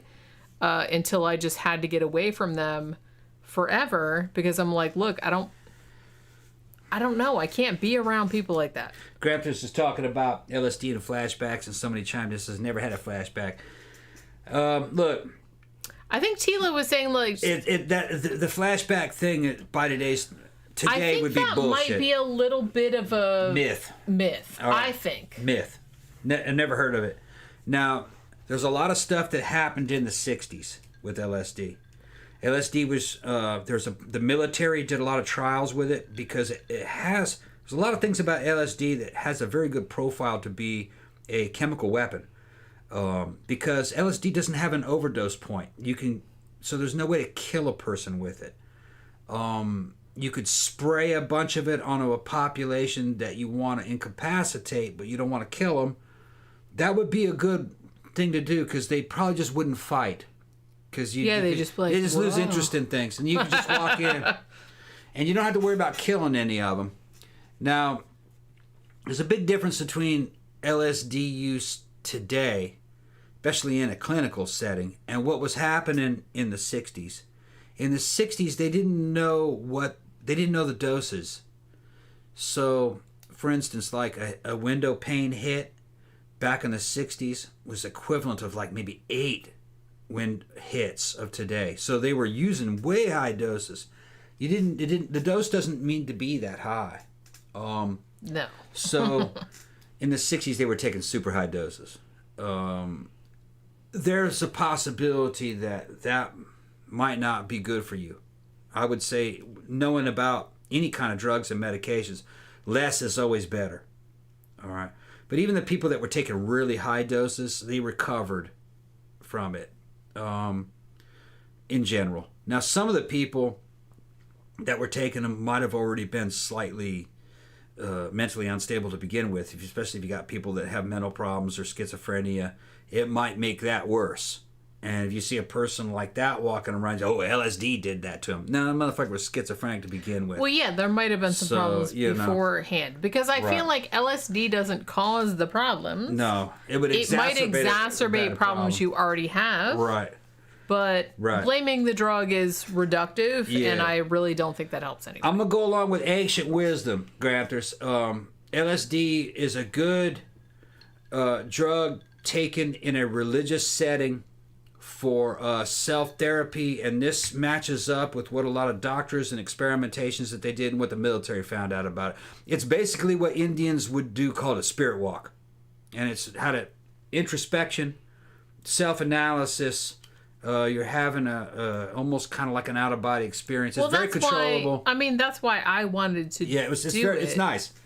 The problem is that you can't really do this in an uncontrolled setting. You got to have, at least with experienced people that won't let you fucking go outside.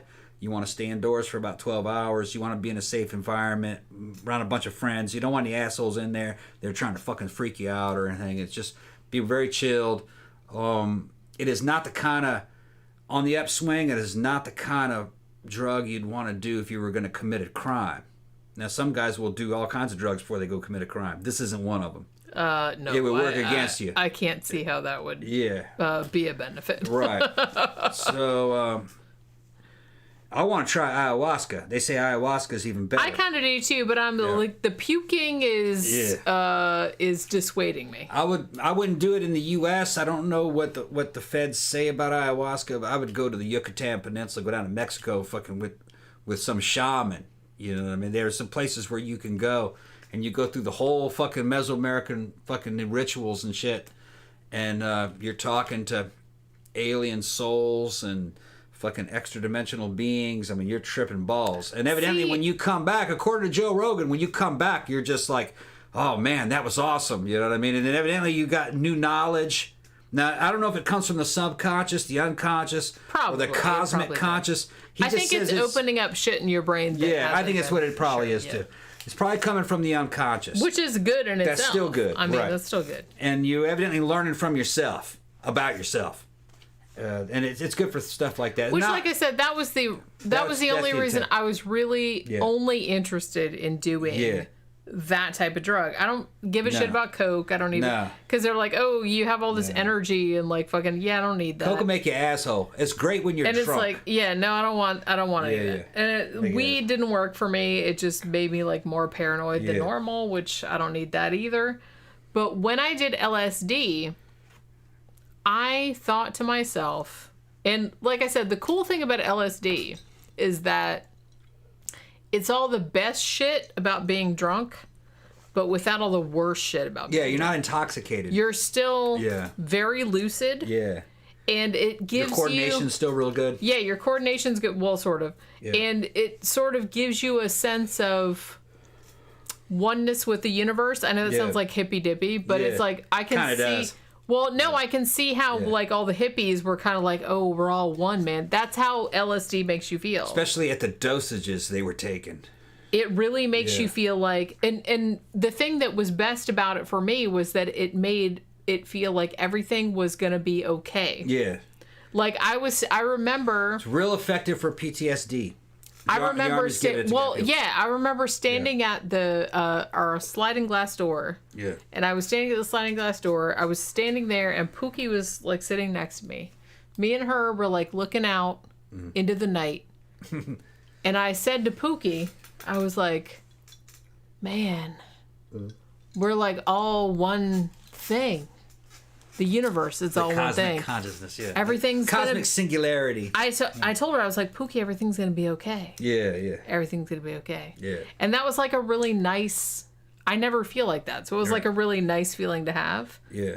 I really enjoyed it. Yeah. I mean, honestly. I felt like absolute crap the next day. Yeah. Well, wears you out. Wow. And I went to work the next day, too, and I was like, wow, this was like worse than any hangover I ever had. It was the worst. Yeah. But I would totally do it again because it was like a really, really nice feeling.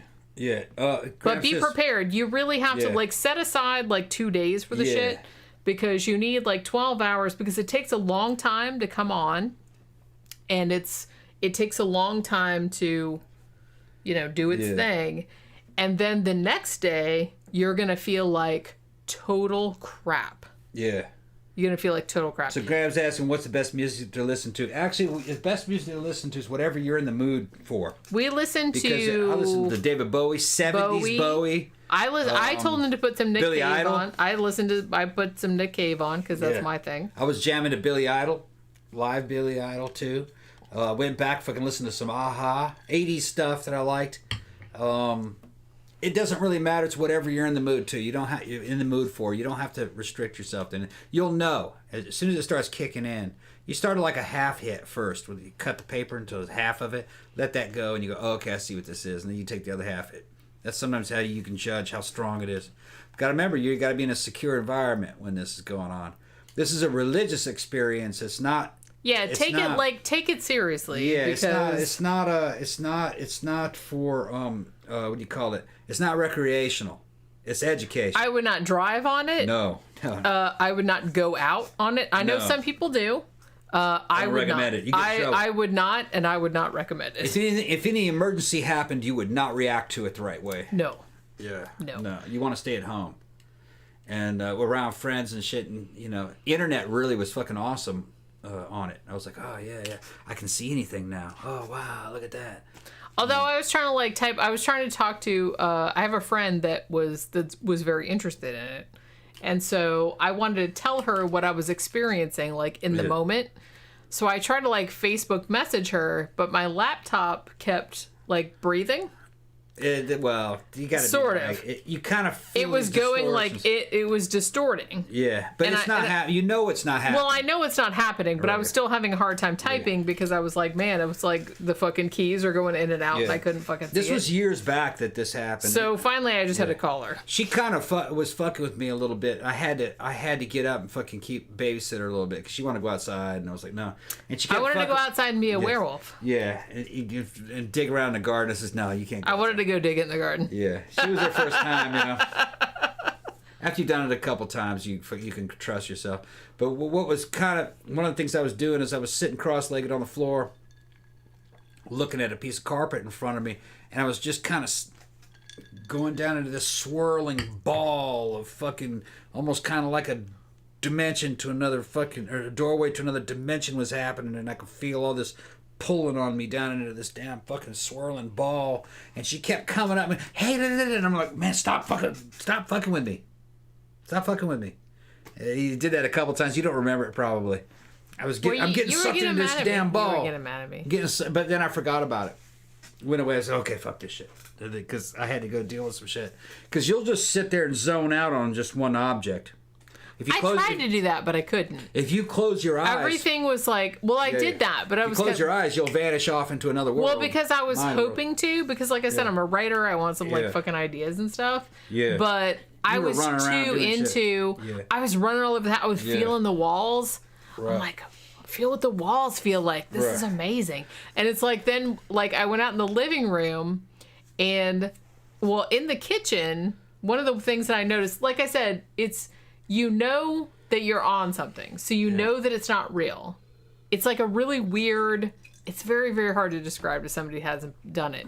But it's like, you know that it's not real, but at the same time, it kind of looks real. Yeah. You know what I mean? But you know it's not. It's a very convincing and kind of pleasant visual distortion. Yeah. So because you know it's not real, you can just enjoy it. You can just be like, look at that shit. Yeah. It was like that. Screensavers on the television, you know. Yeah, and they were like pulsing, and I'm like, look how beautiful that is. Yeah. It's like, because we had like this screensaver on the television that was all like kind of fucking, it was like a tropical jungle. With flowers, and it was like, and it was moving. It looked like it was moving, but and I was like, look how beautiful that is. And like we went to, like on the oven, there's a clock on the oven, and I went in there and I told him, I was like, the clock is Chinese characters. Yeah. I knew it wasn't. Right. I knew it wasn't.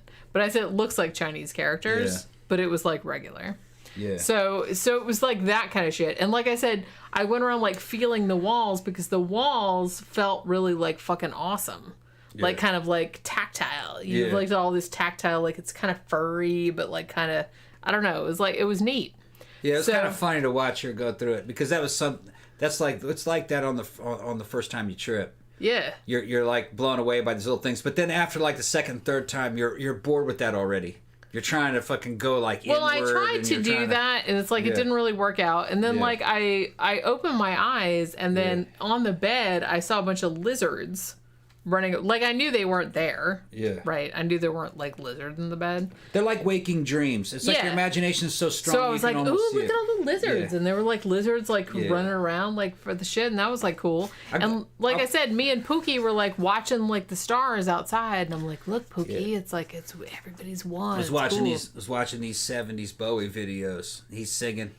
He's dressed up as Ziggy Stardust. He's fucking singing to me. We're making eye contact through the screen, and I know what he's feeling and shit. We're like best friends and shit. Like, well, yeah, I know what you're talking about. And he's singing just to me. Nobody else is seeing this. You know what I mean? You're going off into this own little thing, and then you're like listening to the lyrics, and you're finding like what you think are hidden messages to you in the lyrics. Which that's really kind of what Manson was probably talking about when the Beatles were talking to him. Yeah, that's what he's talking about. But you're going through this shit. But if you're experienced with it, you know it's illusion. You're just enjoying it. Well, you don't care. This was only my first time, and I knew that it wasn't. Yeah. That's what I'm saying. That's why it's hard to explain to people because it's like like you see it like it's real, but you know it's not real. Yeah. You know it's not real. Yeah. It's like lucid dreaming. Right. Like I know Bowie is not talking to me. Or singing to me. Well, yeah, that's what I mean. Yeah. Like, we knew at the time, David Bowie is like... not looking directly at you. It's not looking at you and singing at you and shit like that. But it doesn't matter. It doesn't matter. Right. And that's the thing. Like, I knew the clock on the oven wasn't in Chinese. I knew that the shit on the TV wasn't moving. I knew that shit wasn't happening. I knew I wasn't a werewolf. Yeah. But it doesn't matter at the time, I guess. Right. I don't know. It's like a weird thing to...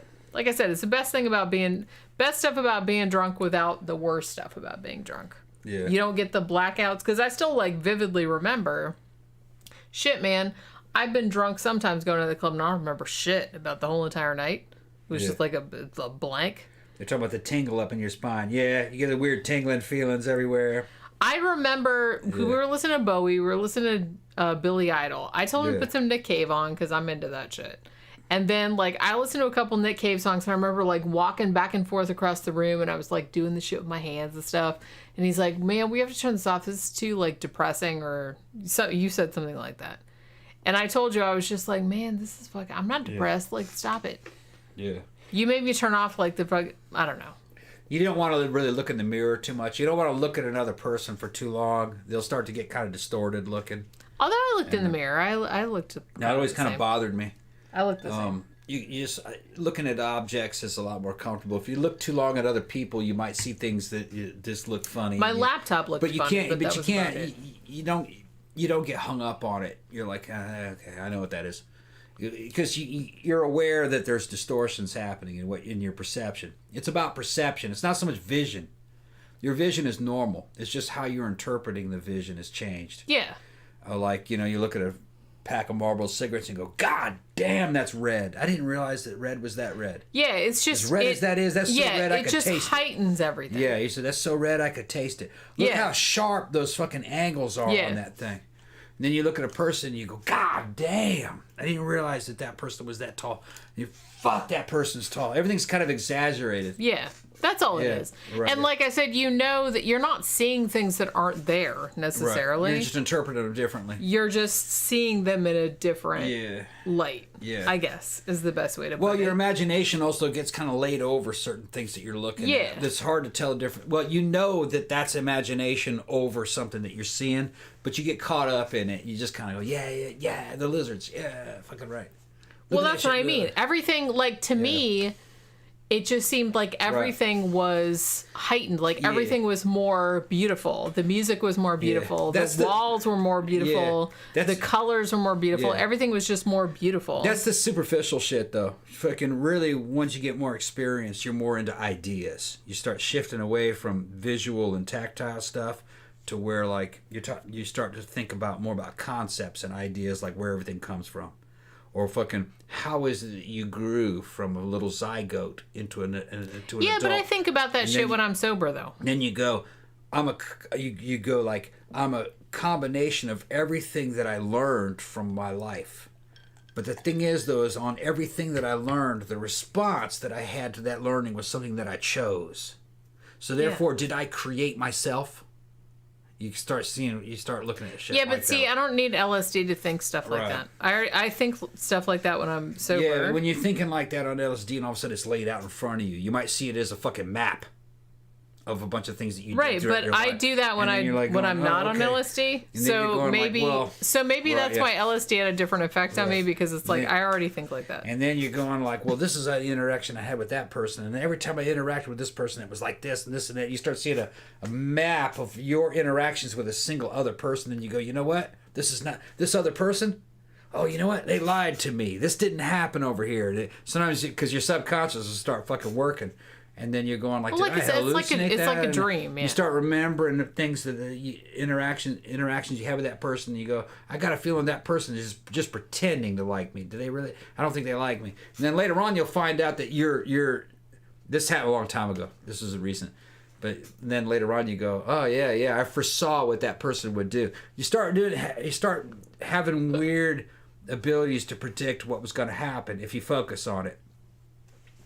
And it's not that drug. It's that drug. That drug has an effect on the mind. Yeah, it's not so much the drug. It's just opening up. It has an effect on the mind. Like I said, it's like bringing your dreams into the waking world. Right, and the brain is very powerful. So you can start kind of calling on abilities that you normally wouldn't have in a normal waking state of mind. Well, because a lot of people have said that when they have a problem... Yeah. That's why they say the best thing to do is sleep on it, because sometimes in your dreams you'll come up with a solution. It'll work itself out. You'll come up with a solution. That's your subconscious mind working on shit when you're not aware of it. And that's the same thing that LSD does, but just not when you're asleep. When you understand how that shit works and what the effects are, you understand why bands like fucking the Beatles and fucking The Cure came up with some fucking cool ass shit, because they were talking about it and working on it under the influence of that stuff. And which, like I said, that's why I wanted to do it, because it would give me like... Now, they say Mark Zuckerberg microdoses that shit, and I've seen his eyes. Well, I've seen a lot of people. That's kind of like a thing. Look at that dude's nowadays. Eyes, and I'm going like, no, it's kind of a thing nowadays. That a lot dude's of people microdosing LSD. A lot of people are doing that now. Yeah, I don't even think it's like that clandestine. No, a lot of people are microdosing now. Yeah, they're taking small doses of that for therapeutic. It's not legal. No. But a lot of people are doing it, and they're not super shy. They're in the ruling class. They can't be prosecuted. They're above the law. I mean, it's just something that... And honestly, I don't blame them for doing it, because it's probably, like, super helpful, I would think. Man, I saw Mark Zuckerberg talking to fucking Congress, and that dude's fucking pupils were expanded as shit. And I think that dude's also a cyborg. A lot of people might laugh at me, but I think he's a cyborg. I'm going to laugh at you. It doesn't make... No, it doesn't. He's got enough money to become a cyborg. What you do is you put a fucking chip in your head that you can fucking charge remotely using that wireless technology. And then he's got lines that go up into his fucking eyeball, which allows him to fucking access the internet and see it inside his own eye without a fucking screen, I believe. I believe he's accessing the internet, fucking searching, looking for answers to certain things. Or maybe people are... Because they say they have that technology to project an image inside your eyeball. So it's kind of like... make your eye into a screen. You would think that they would hide it better if they wanted to hide it from everybody, though. He's got enough money where he didn't have to hide it. I just think he's a cyborg. Okay. I think he's got a cell phone with internet access in his head. And I think he's using his eye as a fucking screen. Maybe he's just a weirdo with autism spectrum disorder. I don't know. I don't think so. I think he's quite an average guy who lucked into that power and has a lot of fucking money. From everything I've ever heard about him when he was a kid, he was just kind of an average dude. And that makes more sense that he's just average. I think most of those people are just lucky. Well, luck has more to do with people's fates than they would like to believe. Like Elon Musk. Which is shitty. Elon Musk has a lot of money and a lot of power. He's making a whole space program. But he just seems like an average guy. And if you look at the women he selects, they're kind of just fucking average, kind of like goth chicks. You know what I mean? And because who does he need to impress? He doesn't need to impress anybody. He can select any woman he wants to have fun. And I think he's just kind of an average guy that has a whole shit ton of money and enough balls to go, yeah, I'm going to make rockets. And then he just hires people that know how to do it. And it gives them the freedom to do it. I'm going to land a rocket on his tail. What's the best way to do it? Okay, on a tail, that's how we're going to do it. Because I don't think he's any... I think he's above average intelligence, maybe 140, 145. Well, but the thing about it is that... I don't even think he's that... I don't even think... If you have enough money... You can do anything. You can hire smart people to do shit for you. I don't... So you don't have to do all that. I don't even think he's educated, is he? Not at I don't think he has a college education. I would not presume. No, I don't think he does. I have no idea. But like I said, if you have enough money... You can just hire educated people. It's just like when even when I was in high school, I was the poor bitch, but the smart one. And then you had all the rich assholes that were dumb, and they would pay you to write essays for them because they were too stupid to write them for themselves. Oh, shit. It's a fucking palmetto bug. What? Where? Oh, no. Oh, did you get it? Yeah, I got it. Okay. You guys, a Florida moment just happened. Yeah. A Florida moment. You did get it, right? Yeah, I got it. You get some toilet paper. Ew. This happens every time it... here fast as fuck. Every time it rains, all the palmetto bugs are like, oh, can we come in your house? She said, thanks. And I'm just like, no, I'd rather you didn't. Gross. He was running fucking fast as a mouse. He's not super giant. No, he's not that big. He's kind of a smaller one. Yeah. Don't put it on the show. That's so gross. Yeah. Tila says, Jenny, would you take shrooms with Tom one day? Yeah, I would do that. She wants to know. Tila says she's asking if we would do shrooms together one day. Shrooms aren't as good as LSD. No, but it's kind of along the same lines. Yeah. I'm more like a hallucinogen type of person. Well, they do that. That does that. It's just not as strong. It's kind of like peyote. I mean, I've done. I've smoked weed. I've done coke. It's like. Yeah. I don't know. It doesn't do a lot for me. It doesn't do a lot for me. It's a palmetto bug. Is a fancy word for a. It's a flying roach. For a roach. It's a big old fucking It's a flying roach. They fucking fly. Yeah, they fly. They live in palmetto trees and then they come in your house. The only good thing about them is that they can't really infest. Because they're too big. They can't hide. The worst ones are those little bitty German cockroaches. Those are the worst ones. Well, we had an outbreak of that a couple of years ago. Yeah, but that was easily wiped out. They got inside the damn top of the damn dishwasher. Yeah.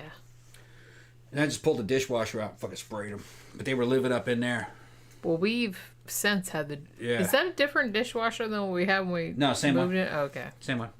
I thought it was a different Had one. to pull the damn dishwasher out. They were living up on top of them. There was probably about 50, 60 of them, probably. 70 of them. Oh, my God. That reminds And me they of happen fast. They happen fast. You just see a roach and you go, what the fuck did I do? And then you see another one and you go, they're underneath there. You open it up and they'll be like, oh shit. Ah! Yeah, and they go get, yeah. Yeah. It was You just just gotta like... stay on top of it. The fucking whole house is loaded with poison. I got the fucking professional sprayers. Well, and all you that kind even said last night... I said, it's time to spray again. I gotta spray again. Well, it's summertime. Summertime. And I mean, this is the time when all the bugs are running Gotta go around the whole house and spray on the outside. And you gotta spray all the doorways, all the fucking outside the windows, sills, all around. You gotta make it so, and then like You have to you make try it to get like any way in, inhospitable. any way in or out of the house. You have to spray it. And underneath the garage door, because they'll come in underneath the garage door, and then they'll get in the garage, and then they'll come underneath the fucking door into the house. The Florida doors on a house like this are all double doors, and where they come together at the floor, there's a little space they can go right in. They can come right into Well, the yeah, bottom. they're small. Yeah, because there's a little weatherproof in there, but they can just push that out of the way. So all houses are basically open. You think it's closed? Not to a roach. That bitch is wide open. They come right in.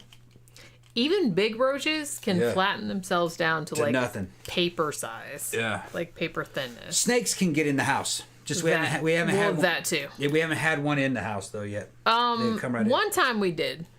Oh, that's right. Yeah. We've had lizards. I get lizards all the time. In Lizards and frogs come in the house all the time. Yeah. We've had one snake in the house in 10 years. One snake. I forgot about that. But I think did one of the cats bring that in, or did it just come in on its I think own? they found it. I think they found it. Like, I'm not really sure because I think maybe they found it like in the house and they were kind of like, "Hey, kill it. Do something about this." I'll wake up in the middle of the night with some kind of ruckus happening, and then I go, a cat is fighting something, and they're trying to warn me, kill it, wake up, look, kill it. And it's usually a palmetto bug. So they're good at that. And that was a little one. A good palmetto bug is almost 2 inches long. I mean, see, that's why like Pookie and Beige are like really good about that because if a palmetto bug or like a big bug gets in the house, they'll attack. They will freak out. Yeah. They will attack it, and then they will come and wake us up. Yeah. They'll jump up on you. Wake up. You guys. We're under attack. There's a monster here. Yeah. It's funny. They're good like that. Yeah. I mean, Pookie is very protective of the house. So, a bug gets in, she will make a lot of noise in the middle of the night. I mean, we've had palmetto bugs that got into the room at night, and 2, 3 in the morning, I'll hear like all this noise, and I'm like, what the fuck is that? And you wake up, and Pookie's over there by the wall. Hey. And then sometimes she'll jump up in the bed, and she'll like kind of whack on your chest or whatever. She's like, look, it's over here. And then she'll like jump over. It's like so fucking funny. She's a good girl. Yeah, they're saying, that shit can squeeze down to like a fucking flat yeah, it's paper. like a little like. And what's funny thinness. is about palmetto bugs, and Gramthars says they don't have them in Michigan. They don't. It's too cold. They can be 2 inches long, but they can fucking flatten out to nothing. And then when they're running around, they'll puff up. they'll even stand up on their back legs and kind of threaten you sometimes. If they see you, they'll be surprised. They'll stand up kind of like a praying mantis for a second. You can see the head rotate around and look at you, man. It's weird. When they're moving and they're fucking active, I guess it's almost kind of semi-hydraulic. Their blood pressure or whatever it is that they have for blood can pump them up to look quite big, and then they'll go to something that is tiny, and they'll flat crease in between, say like cupboards, and they'll flatten out and run inside there. And you go, how did that big ass fucking thing get in between your cupboard and your wall? And the wall, how did it get in there? Just a minute ago, it looked like the size of a fucking big praying mantis, and they're related to a praying mantis and a damn cricket. There's not a lot of difference. Praying mantis is more predatory, but they're more like a cricket. Except crickets are a little shyer. You don't see crickets trying to get into your house. And I'm not grossed out by crickets. Yeah. Can I just say that I have had an experience at least 2 times in my life where there's been a big roach that has been encroaching in my living area. And I have dropped a Webster's Unabridged Dictionary, this big, on it, and it has not killed it. That's because it was on carpet and it fucking flattened it. No. Was it? On the floor. Damn. It did not kill it. I pulled the shit off, and it was just like, metaphorically. And it was just kind of like, nope, and it ran away. So. Yeah. Just they're not like fucking dealing with our shit. You drop a dictionary on it, it doesn't kill them. I think Mike is saying that they're not cockroaches. I don't know what aren't cockroaches. Crickets aren't cockroaches, or palmetto bugs aren't cockroaches. People, when you say it, comment in the fucking comment section. Please give us enough context. I have no idea what you're talking about. Gramthars Hammer says palmetto bugs were everywhere when I attended the Fed LE Academy in Brunswick, Georgia. Yeah. Like on my food tray in the chow hall and on my towel in the bathroom. Yeah. Yeah, they're kind of everywhere. Yeah. The house I grew up in. They're not in all houses, but they get into all houses. Like I said, they can't. Well, they will. Yeah, they basically. It's very difficult to get an infestation of fucking palmetto bugs. I mean, you have to be real neglectful. They're big. You would see them, and then you would kill them. The ones that will infest are like the little German ones.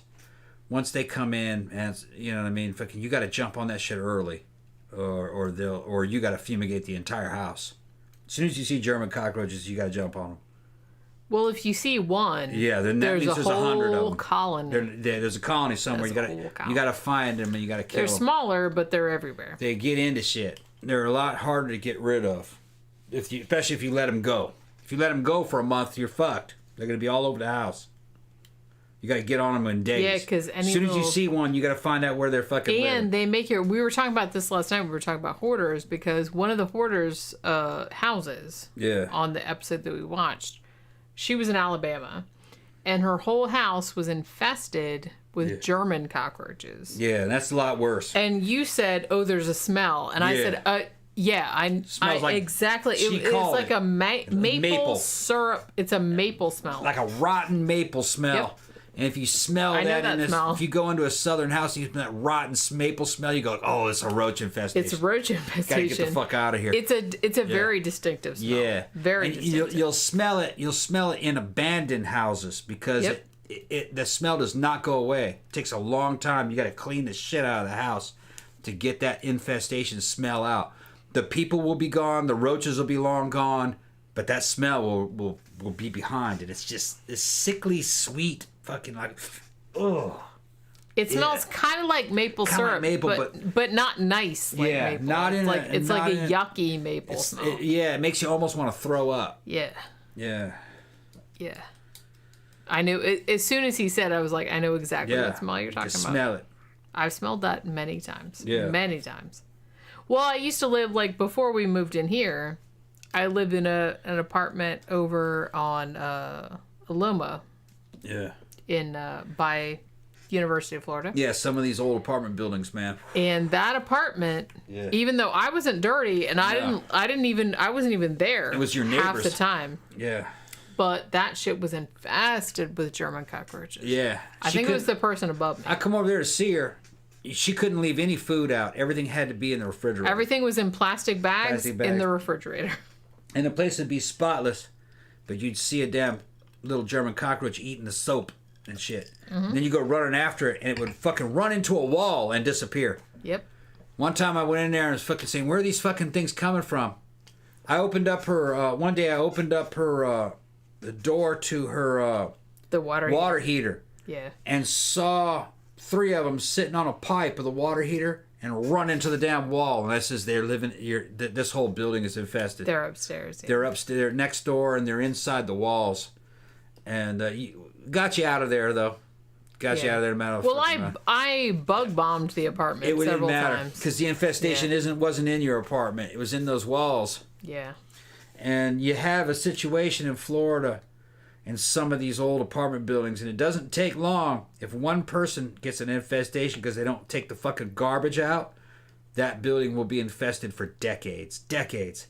Because to kill it in those old apartment buildings, you have to fumigate the entire thing. And to do that, you have to fucking evict everybody. And that might be 20 or 30 fucking apartments. Yeah. And they're not going to do that because it's going to cost them too much damn money. Yeah. And then the people go, I don't want to leave my apartment. Because you got people that don't give a shit about roaches. And you have to put a whole tent around the whole damn apartment block and then spray it. And the chances are another one of those apartment blocks is infested, and that infestation will fucking transfer out to the other ones because a roach could cross the street. That's all I got to do. Well, yeah. That's why I'm fucking skeptical of fucking apartments. It makes you want to know those real expensive, tall downtown apartment buildings. I bet you they got fucking infestations. But the thing is, all it takes is one person. All it takes is one, and they get in there, and they're fucking. You can't ever get them out of them damn skyscrapers. Because the thing about it was better. Like after, because like I said, I was lucky because I worked nights, and I worked in another town, so I wasn't actually in my apartment for several nights a week. So I was like staying with other people in the town where I was working, or I was staying with you. So it's kind of like I wasn't in there probably like 3 or 4 nights a week. So I could afford to like bug bomb the place and leave it for 2 or 3 days. And then when I came back, I was like, and it was better. After that, I didn't see any roaches. Prior to that, I had been like every single time I left, I put the coffee pot in a plastic bag and put it in the refrigerator. I put everything in a plastic bag and put it in the refrigerator if I was going to be gone for a day or two. B asked me if I ever used a Mac 10. I owned an Ingram Mac 10 in 9mm. Back when I was in the service, I owned one. Sold it though. Actually, no, the Mac 10 that got taken from me. That's right. Remember that one? I told that story. Yeah. Remember? No, I don't remember. I didn't have the suppressor for it, though. Xanadu is talking about scorpions. We have scorpions here, too, but they don't get... I've never seen, like, a super giant scorpion here, but I have seen little ones. Yeah. No, MPs took it from me. Long story, man. I don't want to tell that story, guys. You don't want to tell that story? Had a Mac 10. Had it on my motorcycle and fucking took it through the main gate of fucking Fort Campbell. And they did a fucking search called a spread eagle. They search your shit. They found a fucking Mac 10 in there. I legally owned it. It's just that they said that constitutes carrying a concealed weapon because that was within arm's reach. I said, dude, I'm fucking riding a bike. I was out shooting it. They confiscated it. They told my fucking colonel, Jason Kamea, he ended up being like a fucking 4-star general. He ended up being in charge of the whole Afghanistan mission for a while. He called me in and fucking dressed me down. What are you doing running around with fucking Mac 10? I says, I legally own it. I was out shooting and it came in. They got me. How am I going to do it? He goes, didn't you have it put it in the trunk? I said, I don't own a car. I got a motorcycle. He goes, get the fuck out of here. And I said, what about my Mac 10? He goes, fuck your Mac 10. I never got it back. Well, there you go. Yeah. You should get a car with a trunk. Yeah. Fuck your Mac 10. So what about my fucking Mac 10? Fuck your Mac 10. That's the so the MPs kept it. Had it been in a car, they just wanted to keep it. They wanted to keep it. Yeah. Yeah. He wouldn't give me a fucking signed release to go give to the MP so I could reclaim my shit. He was like, fuck your Mac 10. They took it. Motherfuckers. It's better than getting an Article 15, though, and getting reduced in rank. About it? What's that? You still mad about it? No, I don't give a shit. That was at a time when a Mac 10 was kind of rare, but they're not as rare as they are today. And there's still a lot of them out there, but they bring in a big price. A Cobra M11-9, not quite as much, but no, I had a Mac, Ingram, a Military Arms Corporation Ingram Mac 10. I had one. Well, it wasn't all that good, though. It was kind of fun, but more of a novelty than anything else. Without the fucking sound suppressor, they're not very useful. The fucking recoil and control is pretty bad. MP5 is a lot better. Go ahead. Tila says, y'all got a lot of lizards down there, too, right? Oh, my God. Everywhere. We have all those little anal lizards. Yeah. Anal lizards? Anal. A-N-O-L-E. Okay. All right. Yeah. Anal, yeah. Yeah.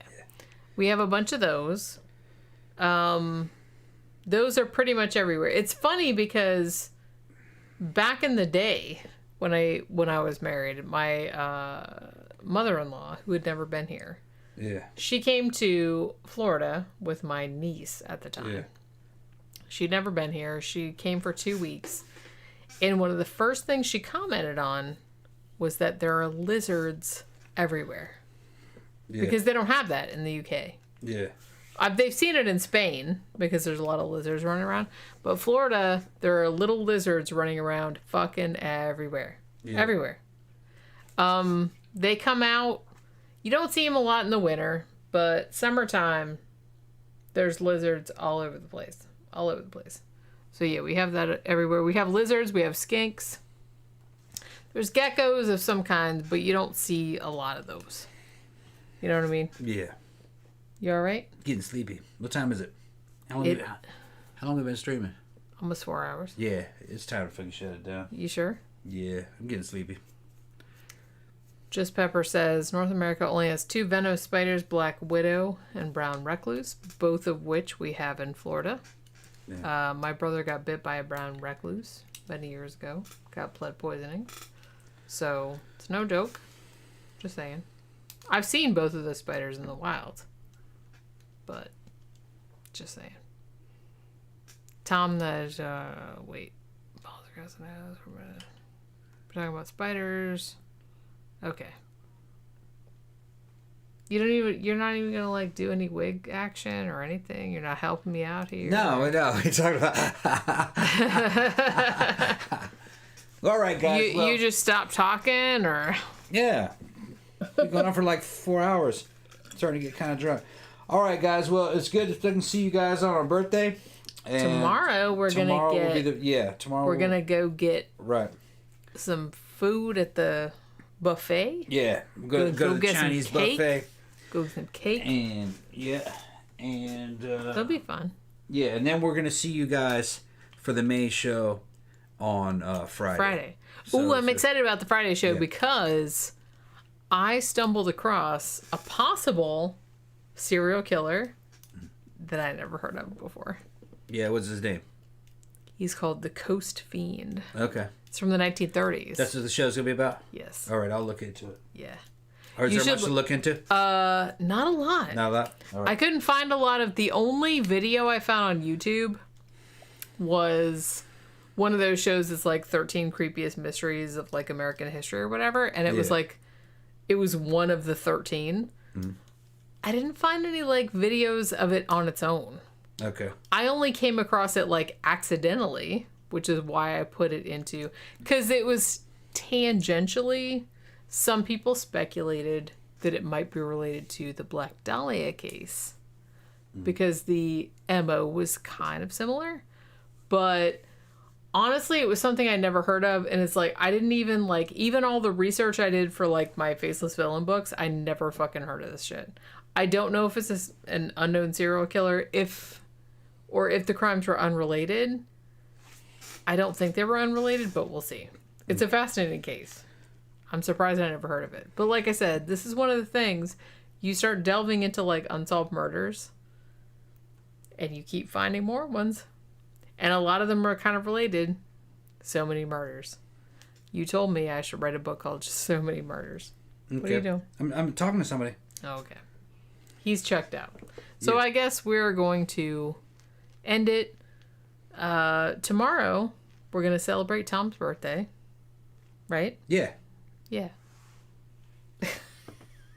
I'm answering somebody on the show. Okay. All right. So, hopefully you guys had a good time. This is a 4-hour fucking show. Yeah. And we will see you guys on Friday evening. We're going to talk about a serial killer that, like I said, I never heard of, which I'm excited about. You going to say anything? Yeah, no. Okay. I'm letting you finish the show, Jenny. What, do you want me to interrupt you? What you usually do? Come on. No, okay. All right, we'll see you guys tomorrow. Or we'll see you guys Friday. We will see you guys Friday evening.